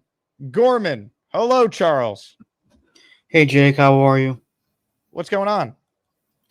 Nothing much. Why are people criticizing Damian Woody's take? I mean, if he wants the Jets to face the 49ers at their best, what's the problem? I personally understood with what he was saying. He was speaking as a former player. You want to play the best. Me personally, if McCaffrey, Ayuk, Trent Williams, if they couldn't play for whatever reason, I'm totally fine with it because no one gave the Jets a break when they lost Aaron Rodgers. So I for sure do not care if the Niners are not at 100%. I just want to win week 1. I understand that, but to me, if the Jets really want to establish themselves as an established team, they have to play the best. So that's the way I feel about it. Anyway, so Haason Reddick still hasn't reported the training camp, huh? As of now, he has not. No. I had a feeling this was going to happen. Did you? I know he showed up at a charity event last night signing Jets helmets, but I think he might either come in either tomorrow or Friday, I feel. I hope he shows up tomorrow. I think there's still some signs that could happen. I hope so for his sake. Absolutely. As for Gary, I mean, his takes are it is what it is, but he's a good family man. He's a good husband, so that's all I care about. Are we sure he's a good husband? Do we have proof? I have a pretty decent judge of character. Really?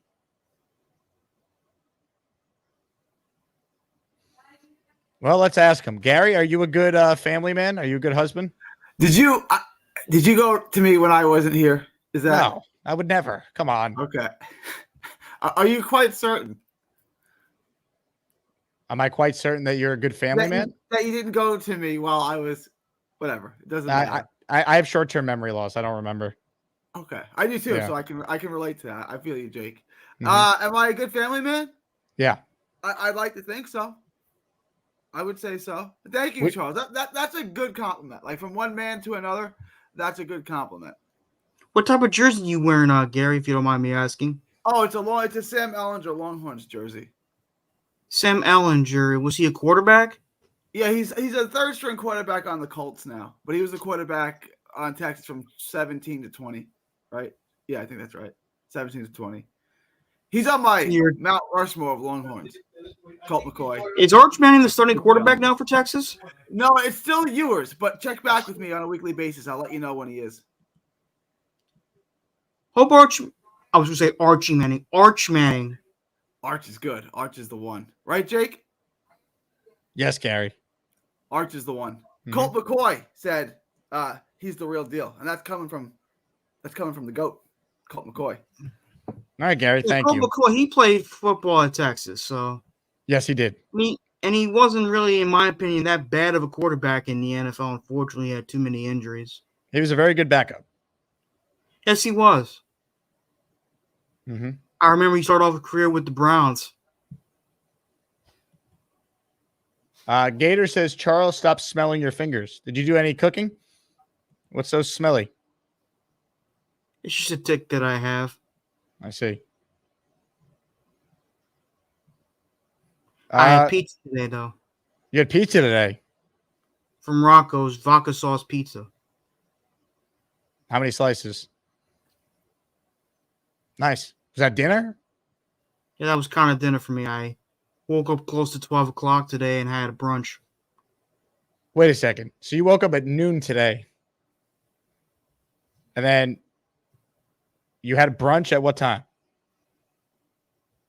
Around close to 12 o'clock. Okay. So in the 12 o'clock hour, and then you just had dinner when? A few minutes ago. Okay. And you're not going to be hungry the whole rest of the night? What time do you go to bed? Late. I'd be starving. I find a way to go around things. Anyways, Carly says, I haven't eaten yet, but I'm having grilled chicken and zoodles. Good for her.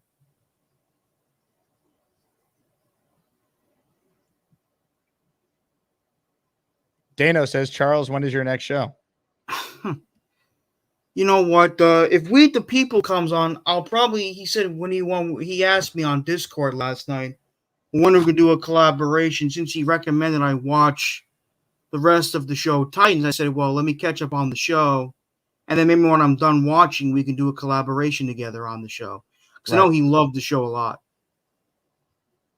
Titans, the DC comic show that airs on HBO Max. Speaking of superheroes, That's No Ghost says, Charles, who'd win in a fight, Darth Vader or Batman? It's funny enough, Bat and the Sun did a superpowered beatdown episode on that. They actually had two endings, one where Darth Vader won, and the other one where Batman won. It was pretty interesting. Nate says, Dennis turns the Wi-Fi off at 10, bedtime for all Gormans, 10 p.m. Is this true? Not really, no. Feels like Nate is just speculating on something. I like the fact that all you guys call my father Dennis and not Mr. Gorman. And I mean that sarcastically speaking. Shouldn't we call him, if we really want to be official, Mr. Gormani? Gormani's not my name, it's Gorman. Well, but that was the original family name. And it was changed at Ellis Island to Gorman. I'm not from Ellis Island. No. I didn't say you were from Ellis Island, but when your family immigrated from Italy, the name went from Gormani to Gorman. Gorman's an Irish name. When your family immigrated from Ireland, it was shortened to Gorman. Anyways, I'll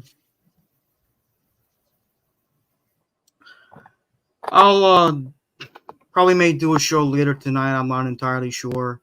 I'm still a little pissed off of what happened with the Yankee game last night. I had a few choice words for Clay Holmes, and they're not for family. They're not for small children. What about medium-sized children?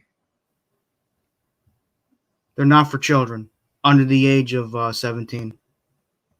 Really? Nope. I said them all on Discord.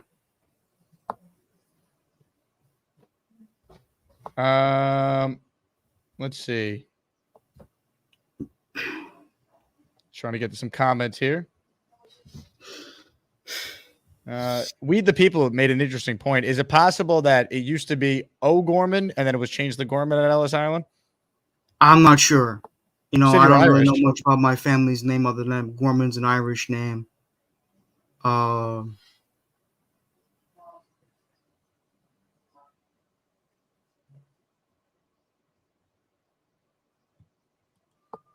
see. Tomorrow is Ravens and Chiefs. Can't wait to watch that game. What you got?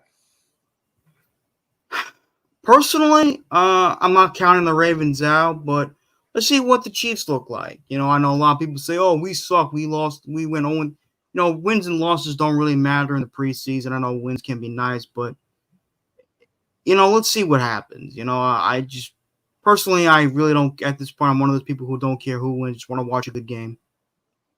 Now, Charles, I don't know if you're aware of this, but on Friday, we're dropping a bunch of channel Edgemo shirts. I've seen them plenty of times, Jake. Yes. And I want you to know that you're prominently featured in the store. Well, where's my face? I don't see it. I see V-Man, the toilet next to a turd emoji. Well, you didn't make the cut in this promotional graphic, so you could take that up with my director of merch store operations. I believe she's in the chat. Oh, Carly? Oh, yeah. I'm not taking it up with her. She's fine.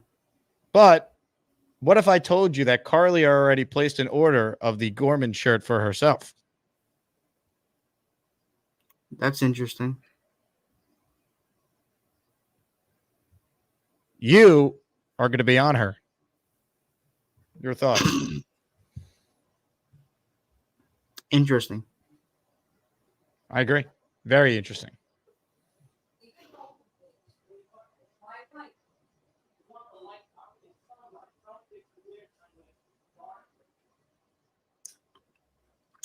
That's me in one of my poses in the rap video. Anyways, just wanted to talk about some stuff. I'll see you around, Jake. Charles, if you go live tonight, you let us know, all right? I will. Thank you. Ladies and gentlemen, there he goes. Charles Eugene M. Gorman, a.k.a. the rap guy. There's been a lot of you out there asking about who he be. Well, he's about to let you know. He's Charles. This rap is so hot, you'll play it on a loop. You'll never get the recipe for chicken noodle soup. Super a spider or even a bat. Got nothing on me or Bobby with his hat. Lady's gotta be a 10 if I'm gonna date her. Shout out to my homie, his name is Gator. I'm Charles. To all you other guys trying to rap on Jake's show, got nothing on this guy and his flow. He's Charles. These bars be so hot, I'll get invited on Fountain. You know who won't? That hater, Alan. My comic book and movie takes are so hot and wild. Since my last verse, Johnny had another child. My YouTube is blowing up and becoming a star. Like takes are fresh like the clothes on VR. I'm Charles. Jets, Yankees, comics, hip-hop. Nobody compares when it comes to him. He's Charles. I see everyone on Jake's show trying to prop bars. I'm the only one jumping over cars. Blowski calls the show and he's always really loud. Shout out to Nick, you know he'd be proud. I don't like Zach or his family, they're Mormon. First name Charles, last name Gorman. I'm Charles, motherfucker. You just witnessed the debut of a proud New York Jet fan and a Jake Asman production. Brought to you by the man, the myth, the legend himself. I'm Charles. The best, folks. Charles Gorman, featuring Nick Shine. Skip Money's next on the show. What's up, Skip? Hey, how's everybody doing? Hey, Skip. I wanted to, first of all, that rap, I think I need you to play it again sometime later. That's my first time seeing it. Wow. I want to say, that was a really good take by Gary in the sense of saying, do you really want to take a discount for your production? I get it, but at the same time, it can also be counteracted with, who knows you? Who are you? We heard of you, but who are you? You never came into the building. You never shown us even like one practice to show us that you actually deserve that now. Because at the end of the day, that's what the NFL is. It's what are you doing? Skip, we were losing you with the connection. If you call back on a better line, I'll get you back on. All right, you kind of lost me when you said Gary made a good point. But look, Haason Reddick is underpaid relative to his production. The problem is he's under contract, and the problem is if he wants more money, I don't think he's been given the best advice how he can get more money. I think the Jets would give him more money this year. They'd give him more money in his base salary. They guarantee it for injury. They'd give him incentives. And that might still happen. But I think by not being with the team all offseason, he has not helped himself. And that's where the miscalculation, I believe, is. That said, the Jets should still try and work to get something done with him because he's a hell of a football player. Party with Peg and Artie, $20. Ladies and gentlemen, the Chipotle has just been paid for. Jake, Peg, and I won a sweepstakes from the Jets to go to Monday Night Football in San Fran. Whoa, baby. We'll be rocking our Asmaniac merch for sure. Great show. Charles is a boss. That's awesome. Peg, Artie, you guys are the greatest. Make sure you guys send me on the Discord or tag me on Twitter, as you guys have done. Have you guys rocking the merch in San Fran? And I'll make sure we feature you guys on the official Instagram for the show at Jake Asman Show. I'll retweet you, and we'll show it on the show too, of course. That's awesome. Bring us home a W. Peg and Artie, we need it. Ladies and gentlemen, it is like a who's who of the greats on the line right now. We're going international for this next call. We say good morning down under to the great Craig in Australia. Hello, Craig. Hey, how you going? I'm good, Craig. How are you? Easy now with that thing. It's a winning morning in Australia when I wake up, and there's still time to call in live. I'm a simple person. I'm grateful for the simple things, but I'm living by the numbers at the moment, mate. And 9 days until myself and Mrs. Craig hit Midtown Manhattan, hit the Hotel Edison and the Rum House and Times Square, followed by 10 days we'll be at T Squared for the Titans. 12 days I'm hiring a massive black Suburban and driving to Vermont to see Bobby for life. But I'm going to cruise around Manhattan first in that thing. It's been a dream of mine to do that. And then I don't want that dream to be ruined when you're sitting in the middle of Midtown Manhattan traffic, like not this, moving anywhere. I thought this would be good. No, it'll be awesome. It's going to be awesome. We'll do that. We'll drive up to Vermont. We'll do a live show with Bobby. We'll have lunch. And then 14 days, mate, MetLife Stadium, the home opener. We go in at 2-0, and it's going to be so crazy. It's all I'm thinking about. Like, we're almost there. Almost there. So can't wait to see everyone. And we've got an epic gift for you. This is a game changer. Don't worry about that. An epic gift. Yeah. Wow. This is next level. We've got gifts for all sorts of people. Obviously, we have to hand deliver Bobby his. That's why we're going up there, as well as to retrieve the lawn chair. I just keep coming up with ideas of where I'm gonna sit on that thing and who's gonna sit in it, and it's gonna be a whole video in itself. I've discussed it with Gator, so I think we're gonna win an Oscar. I'm sure of it. It's got to happen. Gator just wrote in, Craig visiting an orange lawn chair in Vermont is an absolute gangster move. In a black Suburban, yeah. I'm going to fit that chair in the Suburban and sit on it somehow. I don't know how. I'm going to find a way. Carly just learned that you were going to be at T Squared for the Week 2 game, by the way, even though I told her. Yeah, that's all right. Hey, we're all busy. It's okay. I can't believe that. That's the day after we get in. So we'll be jet lagged as buggery, but it's not going to make any difference. And hopefully hit the Yankees on Monday, Vermont Tuesday, MetLife Thursday. Before we know it, the trip's going to be over, just like that. What a plan, Craig. I mean, this is great. It feels like I just saw you, but that was months ago already, man. I just can't wait for the season. Crazy. We were having lunch at Gallagher's, and we were at the sports bar and everywhere else at Alden's. I'm taking the orange chair to Alden's, obviously. You've got no idea. We've got plans left and right, so I can't wait. Anyway, got to get to work. Love you, mate. Love everybody. And the countdown is on. Craig, you're the man. Everyone hit the Craig Edgemo in the chat. Craig's on the Asmaniac World Tour. Incredible. Rich says, hit the like button. It's free. That too. 380 likes. There's 600 watching. Carly, you did not tell me that. I very clearly mentioned Craig is coming to T Squared because you originally weren't going to be able to come the second week, and I said you're going to miss Craig. Hit the like button, subscribe, all that. You know the drill. Ladies and gentlemen, I mentioned heavy hitters that are on the line.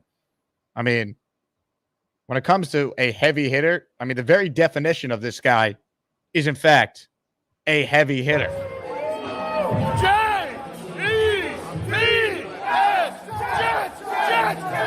Let's go! Yeah! Jake, what's up, Rob? What's up, my brother? At the beach, brother. At the beach. There you go. And enjoy it. Loving it, man. Loving it. Getting as much as I can before the stinking winter comes. What beach are you at? I'm actually at Field 6, Jones Beach, today.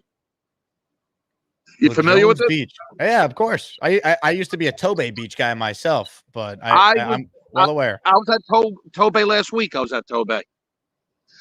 It's funny that you say that. I go to most of the times I go to Tobay, but today I figured I'd change it up a little. Let me come to Jones. I love it. But just calling Jake, getting pumped up for the season. At least we'll have the Jets to keep us warm from the winter, so I'm okay with it. And then I'll definitely make a trip to Florida for a little while. I caught a little bit of what Cimini said. The 10-7 was hard to swallow. He did say 12-win talent, though. He just reading through the tea leaves. He's just betting against the Jet history with that one. That's how I looked at it. Yeah, we gotta set a new narrative, like you said, Jake. Now we gotta think positive and think at least 12-5. At least 12-5, and anything better is gravy. And I have to think that way. I don't want to think 10. Sit there and hope for 10 wins. I'm thinking 12 wins. I'm thinking 12. Most of the people stay healthy, especially Aaron. We're gonna hit 12, Jake. We're gonna hit 12. People are gonna be excited this year. We're gonna bring it. Me and Neil, we're gonna tear down the house at T Square there. For Monday night, with the Asmaniacs and stuff, people better be ready, dude, because this year it's a lot of heavy hitting going down, my brother. Jets, Jets, Jets, Jets. Now, Rob, before you go, I do have to get your thoughts on something that occurred the other day. So, obviously, you revealed on the show that you had a successful date night the other night at Applebee's, right? Is this correct? Yes. Okay. Well, Gator did some detective work here. All right. And I'm going to try and pull it up here because I forgot I had this, but stay with me. Very important stuff we're going to cover here. All right. Okay, but hold on. Where is this? How far down is it? Gator sends me all these emails. I can't find it.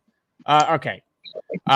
So we need to figure out which AI image is the closest to your actual date. Now, I know the answer, but you said we couldn't show the picture of you and the date out of respect to her. So just to give the audience a little idea on what exactly went down, I'm going to pull up a bunch of options, and you tell us which is most likely the closest resemblance to your Applebee's date, okay? Okay, buddy.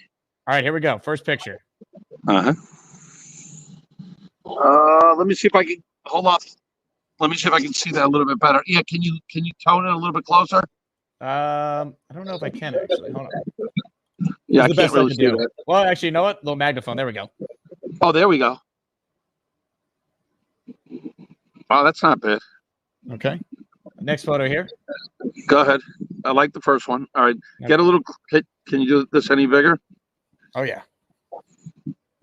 I like that one too. Jeez. Okay. Does either one have a resemblance to your date? I guess the first one would be more of a resemblance. You saw it, Jake. Would you agree? The first one, right? That makes sense. What about this one? Oh, they all look good. Wow. No, she doesn't look like that, obviously. I would say definitely the first one, but let me see this one. All right. No, not that one. Definitely not that one. She's pretty too, but not that one. Okay. How about this one?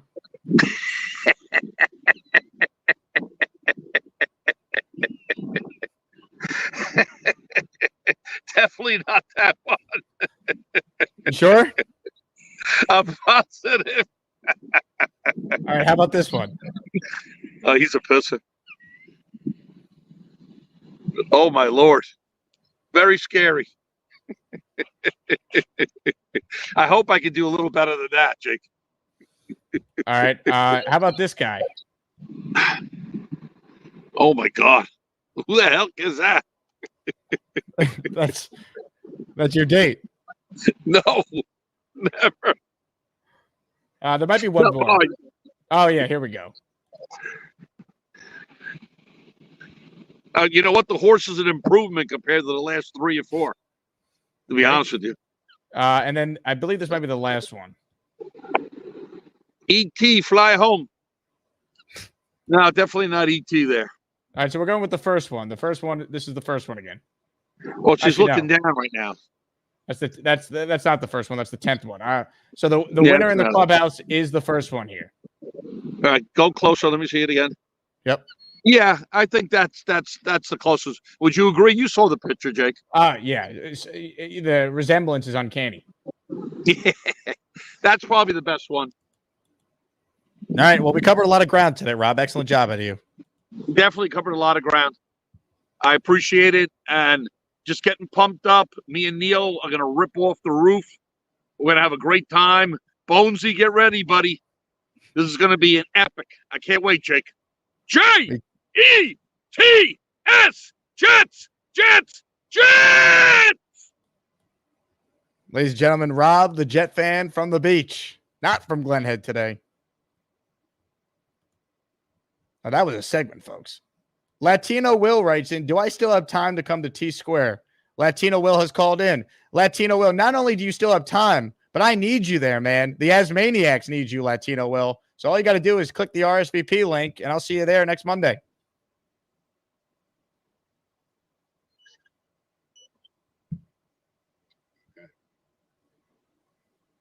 Yep, great talk. Tremendous. Snowball says Field 6 is the new beach, right, Rob? Is that true? I don't know. Peter Castro says Jake, Holmes sucks like I told you months ago. I mean, Peter, I'm not a Clay Holmes truther. He's been terrible. He's leads the American League in blown saves. He cannot be the closer anymore. It's enough. They don't really have the answer. They're going to have to get creative. They're going to have to use Heel. They're going to have to use Cole out of the bullpen in some spots. They're going to have to do what Cora did with the Red Sox and Sale in 2018. They're going to have to find a way to get outs come playoff time. They do not have a true closer on this team right now.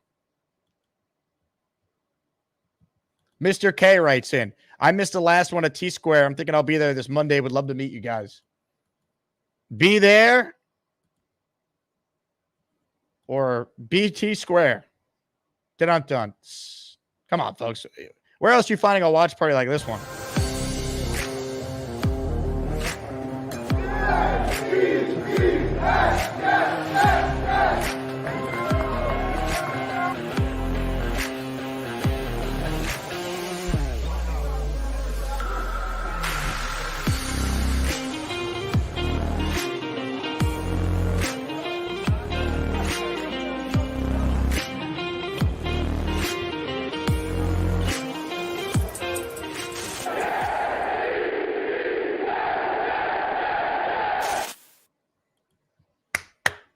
Let's go. Come on.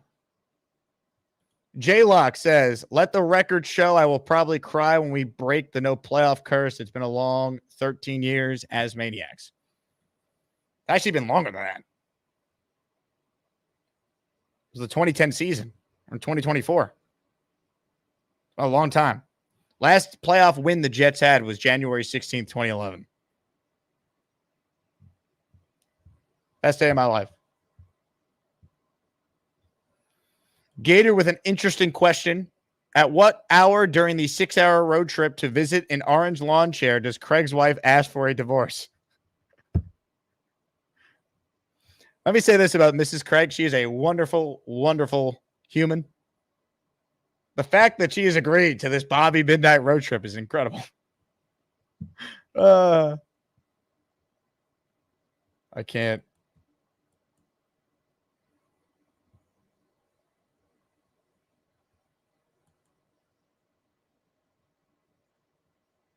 Let's see. Rob says, I wish I didn't work Monday or I'd be there. Come to the week 2 watch party, Rob. We're going to have more of them. The key is for people to show up, have a great time. I signed a contract with T-Squared for 4 watch parties. I'll give you guys the other 2 dates as soon as they're locked in. It might be the Steeler game for the next one on Sunday Night Football. If not that game, it's the Patriot game. or the Cardinal game. There's definitely 2 more confirmed in the contract. I just don't know the dates yet. Out of those 3, 2 of them will be watch parties, if not all 3. That's why it's important for people to show up, have a great time, and we'll get to do hopefully more of these. Ladies and gentlemen, we are close to the Lankerman Edgemo being added. We're at 26 members. We needed 31 before the show started. So I'm not good at math, but if we get 5 more members, we'll make an adjustment to get Lankerman, Lane Train, as an official channel Edgemo. Speaking of Edgemos, come out to T Squared and you might get a cookie with my face on it. A bunch of the channel Edgemos are in cookie form if you're coming to the watch parties. Get ready. Yeah, there's me and Aaron Rodgers, but there's also Mr. Bonesy and Maryland in the back. I'm just saying. And the secret ingredient in these cookies is crack, so be aware. Just saying.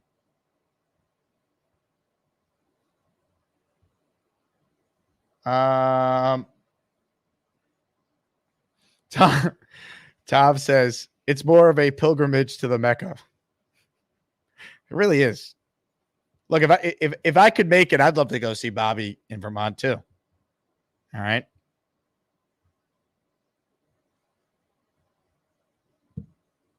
Cactus Johnny, how do you build a team as stacked as the Yankees and not bother to pick up a competent closer? Hey, what's frustrating is the Yankees have always had very good bullpens, but this year it has not been the same. Had injuries, ineffectiveness. And Holmes was good in the first half, and then really since around mid-June when the team started going in that swoon for that 35-game stretch where only the White Sox were worse, he was terrible. He's been bad.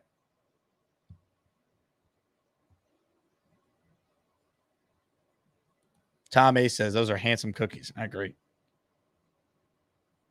Dano says, I'm allergic to the smell of ham. Oh, you will not be going to Bobby's anytime soon. Peter Castro says 14-3, no doubt. Latino Will says, sorry, I tried. My connection's bad. I'll try later. Fair. Ladies and gentlemen, Sneakers the Boots just gifted a 5-spot of channel memberships.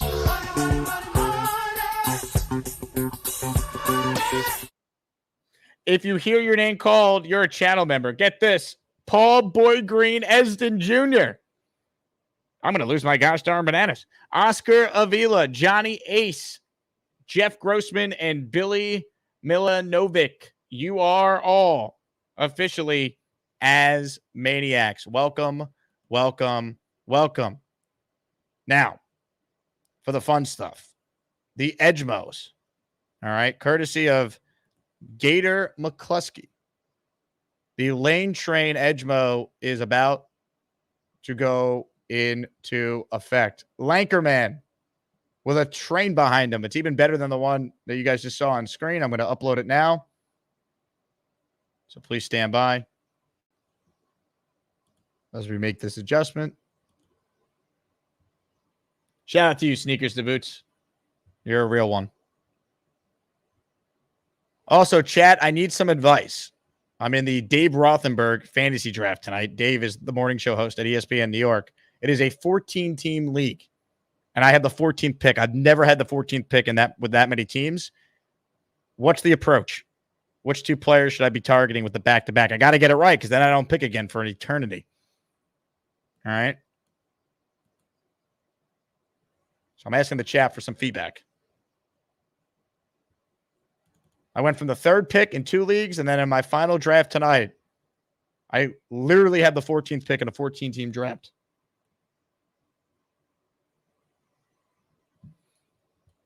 Gator, bad news. The image file must be smaller, so I can't even upload it. Damn it. I apologize. Maybe Gator could get it done real quick. Needs to be 1 by 1, but then it's saying image file must be smaller, max 1 MB. You know what that means because I don't. Before we end the show, I had a tweet that went viral today about Aaron Rodgers. So Matt O'Leary tweeted some highlights of Aaron Rodgers from 2022. all 22 throws from Aaron's 2022 season. There's this idea that Aaron is washed, right? He wasn't good in 2022, when we have obviously talked at length how he just duplicates 26 touchdowns, 12 picks with this defense, 3,700 yards. Jets are a 10 or 11, maybe 12-win team. We've said that. So I quote tweeted Matt O'Leary, and I said, here's the dirty little secret with Aaron Rodgers. If he replicates his 2022 down season, quotes on down season, if Zach Wilson had Aaron's 2022 season, he'd be the Jet quarterback right now. Over 17 games with the Jets, they're going to win 11 or 12 games. The misconception is that the Jets need him to be MVP Rodgers to be good, and that's just objectively false with this roster. So I tweeted that, and someone tweeted at me, delusional. And I wrote, nah, this team won 7 games with a traffic cone at quarterback last year. They're a 10-plus win team with Aaron Rodgers / Tyrod Taylor. I want to show you guys the highlights. Just a little reminder. These are all throws that Aaron Rodgers made. You might recognize this first one because it was against the Jets and DJ Reed to Allen Lazard of all people. This was Aaron Rodgers the last time he played. This is his quote-unquote down year. You tell me the problem here. Because there is none. This guy can still ball. He'll get you in the right play. He has a better O-line now with the Jets than he had this year in Green Bay. The weapons are way better, obviously. Allen Lazard was his number 1 for most of this year. And as of now, Aaron Rodgers, last I checked, doesn't have a broken thumb on his throwing hand. By the way, an injury he suffered after playing in London against the Giants, the 3rd game of the year. And look at some of these throws. The Jets have never had a guy who can make some of these tosses. Down year. So I don't want to hear it. Anyone who tries to tell you Aaron Rodgers can't still be a top 12 quarterback in the league, they don't know ball.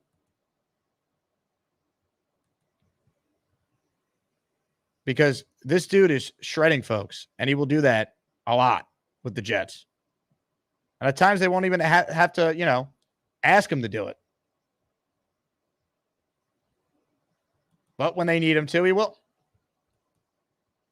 So I'm just going to play this on a loop because Gator just sent me a revised image for the Lane Train Edgemone. I want to pay off that.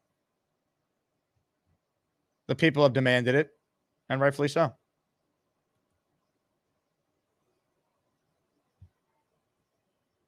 Stand by.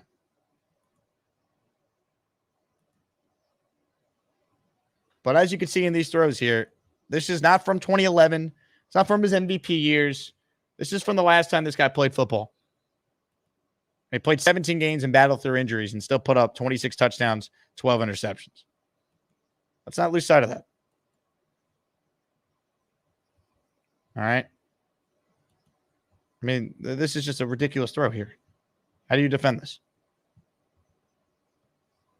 I mean, come on.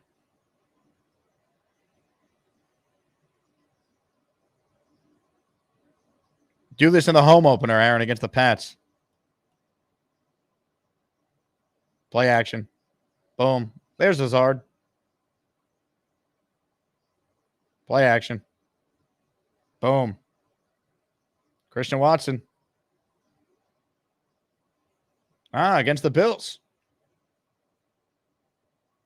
Oh, my God.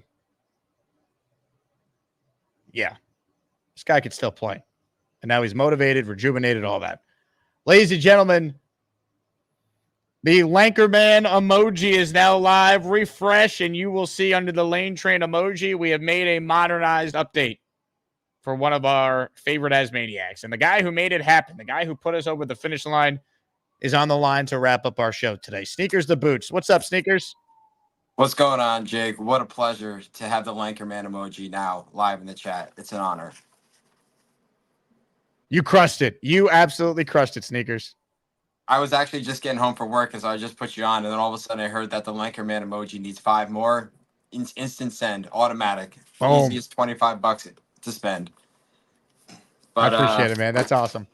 Yeah, man, I'm so ready for football. Sorry I couldn't make it to the Jake Asman meetup in Jersey. Not sure if you remember, but I got stuck in Utah, so that was a bummer. But I will be at the Asmaniac meet up in for the Tennessee one for T Square Social. So be repping the Jets, getting ready for the season. I can't flip and wait anymore. I love the Michael Carter signing. He's been a dog. He's the one shining spot for us since JD in the 2020 draft. So it's good to see him pan out. He's a guy who just puts his head down, grinds it out, and is showing what it means to be a Jet and showing what Reddick needs to do and get here and be paid and be a Jet and have his defense ball out and sack Brock Purdy. And he's going to die, just like Dre says, just like Neil's been saying. So I'm just excited. I can barely talk just how excited I am for the season. Tomorrow's football. I have Bruce Hall in 3 of my 5 fantasy drafts. I drafted him first overall, so I'm pretty excited. I just got to want to get your take on a couple of things before the game. How do you think the defense would be deployed specifically with regards to George Kittle and kind of how Kyle Shanahan knows his defense and will probably use their aggressiveness to their advantage? Yeah, I think it's going to be interesting. Do they dare put Sauce at times on Kittle in certain matchups, like when they had to move Sauce over to Njoku in that Browns game last year? I mean, I think it's a lot of Quincy Williams on the tight ends. I think Quincy's also going to need to probably cover McCaffrey at times out of the backfield. That's going to be a big part in all this. It's not going to be easy. I mean, the Niners are really good. You hope they're rusty because their top players didn't practice all summer, you know? Yeah, and I think from underrated standpoint that I think Quincy had great games last year where he had a lot of coverage deflections. There was a couple in the Chiefs game that he had. So he's really improved as just a coverage linebacker in that sense, and he's got the speed to do it. So we'll let Mosley set him up and let the defense eat. So in regards to Reddick, out of sight, out of mind, though. You know, I mean, if he's going to show up, he's going to show up. At this point, we don't. It's not to say that we don't need him, but we're playing like we're not expecting him. So I'm excited to see how Tack does get his career rejuvenated. Kinlaw is going to be stuffing up the defense, helping out Quinnen to get those sacks. So I'm just ready, man. I'm fired up. Let's go Jets Nation. Jets, Jets, baby. Sneakers. Let's go, baby. Can't wait to meet you at one of these events coming up, dude. Great call. Great merch. Got the new hat on. Quinnen jersey, ready to roll. This is an interesting conundrum we're faced with right here. So Mr. Reality, who was sent to the Shadow Realm earlier for an asinine take that's too stupid to even repeat. He writes in, play action's the way, mobility is gone, wings are clipped. Mr. Reality is insinuating some of that Aaron Rodgers' wings are clipped because he's coming off the Achilles. Has apparently paid no attention to how awesome he's looked this summer. But the wings are clipped. Now, here's the thing. Rob just wrote in, Jake, how much to permanently ban Mr. Reality? If you're new to the show, I'm a capitalist, all right? I love money. Hold on. I got to answer the money phone here. So, look, as much as I love money, I don't know if I want to ban Mr. Reality just yet. So I'm going to say there's no bounty on his head yet. But enough dumb comments and we'll get him out. And for those who think, no way you'd ban someone. Oh, I would. Ask Jets Forever how he's doing. Ask FM how he's doing. All right. So no ban yet. But we will put a bounty on Mr. Reality if he's not careful. All right. Maybe and I won't have Gary execute the sniping because I don't know if I trust his aim. All right. I said that was the last call, but we got 2 great ones on the line. So we'll do 2 more and then we're done. We're back tomorrow. We got Fialco joining us in the afternoon tomorrow. So we're rolling, man. It's already Thursday. We got football tomorrow. That counts. Let's go. Jerome, the Packer fan, and Dre, our final 2 callers. What's up, Jerome? What's going on, Jake? I'm going to keep it short and brief. And because I'm Jerome, the Packer fan, and I've identified myself with Jets and Jet fans and this page and following you guys, love all the ass maniacs. And because I'm an ass maniac now, I want to give you guys a variation of my Jet chant. And because the whole relaxed thing started in Packerland, you're going to get a relaxed Jet chant from me. Jets. Jets, Jets, Jets. Let's move the change, y'all. First down. Let's go, Jerome. What a call. What a call. Tremendous. All right, that's just great. Jerome, you're the man. Jerome told us, by the way, that he is likely going to be at the T-Squared watch party for week 2 against the Titans. He'll be in town. So that's awesome. We'll get to meet Jerome in person. That hypes me up. All right. You know what also hypes me up? When Dre calls in, the only problem is, as I was saying, that he just dipped out. I guess his Wi-Fi struck him. He's going to die. Dre's phone just died. Stack says Jerome is a better Jet fan than most. That's because he hasn't experienced the true pain of being a Jet fan. He's a Packer fan. All he's known is Hall of Fame quarterback play his whole life. Mr. Reality writes in, I'm 50-50 on showing up to the Jets viewing party in my 1990s Corvette and my neon windbreaker and fanny pack. Mr. Reality. Rob says, congratulations, Mr. Reality. Interesting. Ladies and gentlemen, Dre has figured out the Wi-Fi situation, and we go to him to wrap up the show. Hello, Dre.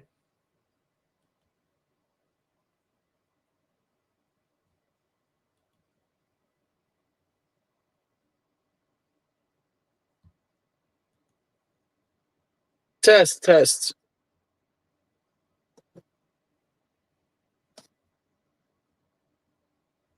Can you hear me? I can't hear you. I can't hear, so I have no idea if you can hear me or not. Jake, can I get a thumbs up? Can anybody hear what I'm doing? He's gonna die. Okay, I can hear, but I'm hoping you guys can hear me. So, first of all, much love to Jerome. You know I love you, my brother. We got to get to a game together. I'm just not a huge Rich Cimini fan. Real talk. I feel like he's too negative. I don't know why he's so negative. 10-7 with Aaron Rodgers as the major improvement. If you kept everything else the same and changed your quarterback, and all you did was go from Zach Wilson and Tim Boyle to Aaron Rodgers, you're gonna get more than 3 wins. I'm sorry. There's no two ways about it. So I'm trying to not use foul language, but he got me all the way effed up with that one. Yeah! Number 2, all this business with the Jets, maybe 12-win talent. I've been watching the Jets since 1985. This is the most talented team I've ever seen and I've ever said. So I still stand by 14-3. And if we win Monday night, which I feel like we should, if we win Monday night, 15-2. Aaron Rodgers is definitely going to have more than 30 touchdowns. He's going to throw less than 9 picks. He's going to throw probably maybe 5, maybe 6. That's it. We're going to have quality quarterback play. We're going to have an amazing run game. We got the killer bees, and we still have this defense, irregardless of Reddick showing up or not. If Reddick... Let's go to Dre. He's up next on the Gustbuster Hotline. Dre, what do you got for us? Oh, my God. Hey, Jake. Hey, I got to be a little quiet, man, because my boss is right over there. The Jets, I think they're definitely going to win the division. Who are you talking to? I'm working. I'm selling. What are you doing? Are you on the FaceTime? No. This is I'm selling this guy. I almost got the sale. I'm telling you, I'm gonna get this sale. And You better. Or your job, we have quotas to meet, you know. Jake, I gotta go. I gotta go back to you. I'm sorry. Yeah, I'm gonna get it. You better. I'll get it done. You better. I'm coming back. I'm coming back. All right. All right, Trey, we'll let you go. Oh, my God. I swear to God.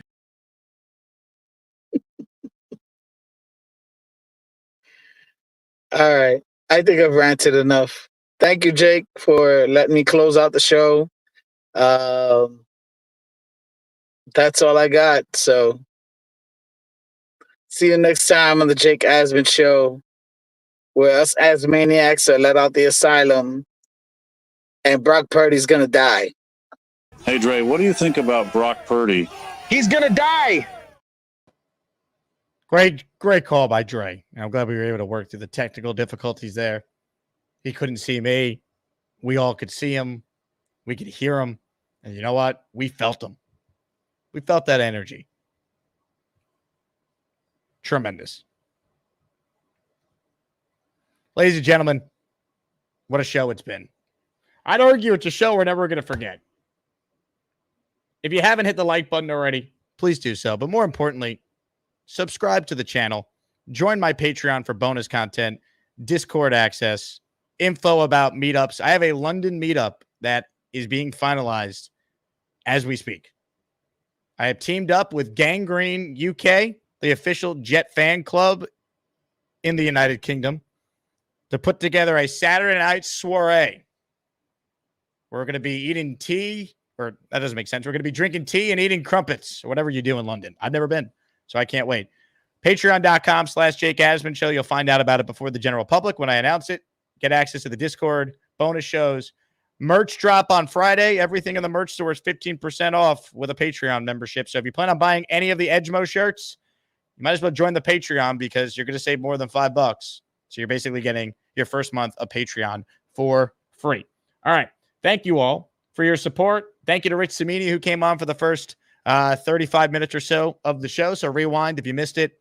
And also, if you missed it, earlier today, one of our great listeners, Harvey Bouchard, he officially released a new track for the upcoming As Maniac album. So without further ado, we end tonight's show with a rousing rendition of Throw 'Em to the Turf by Harvey Bouchard. I'll talk to you guys tomorrow in the AM and in the afternoon.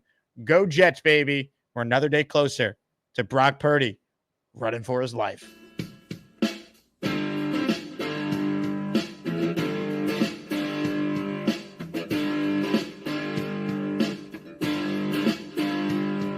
We're coming to your town, you better watch out. As maniac Jets fans staring you down. A running game will wear you out. The passing game is really stout. And you won't see it coming till it's too late. So train your DBs well, cause our offense can tell. And our defense is really gonna hurt. Oh yeah, thrown to the turf.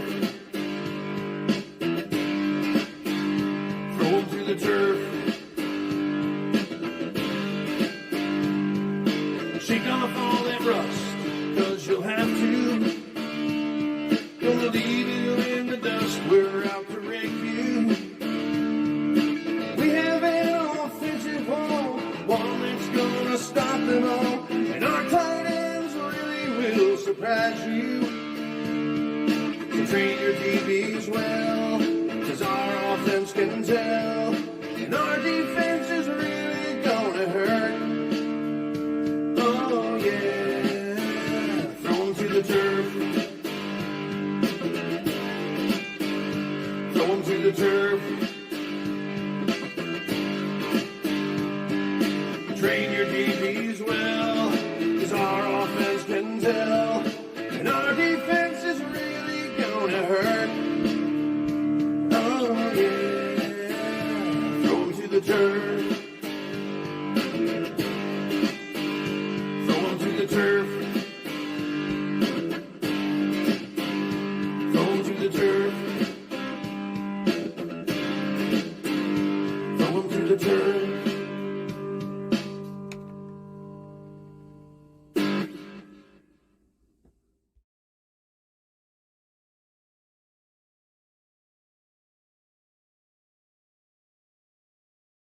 Patriots! Just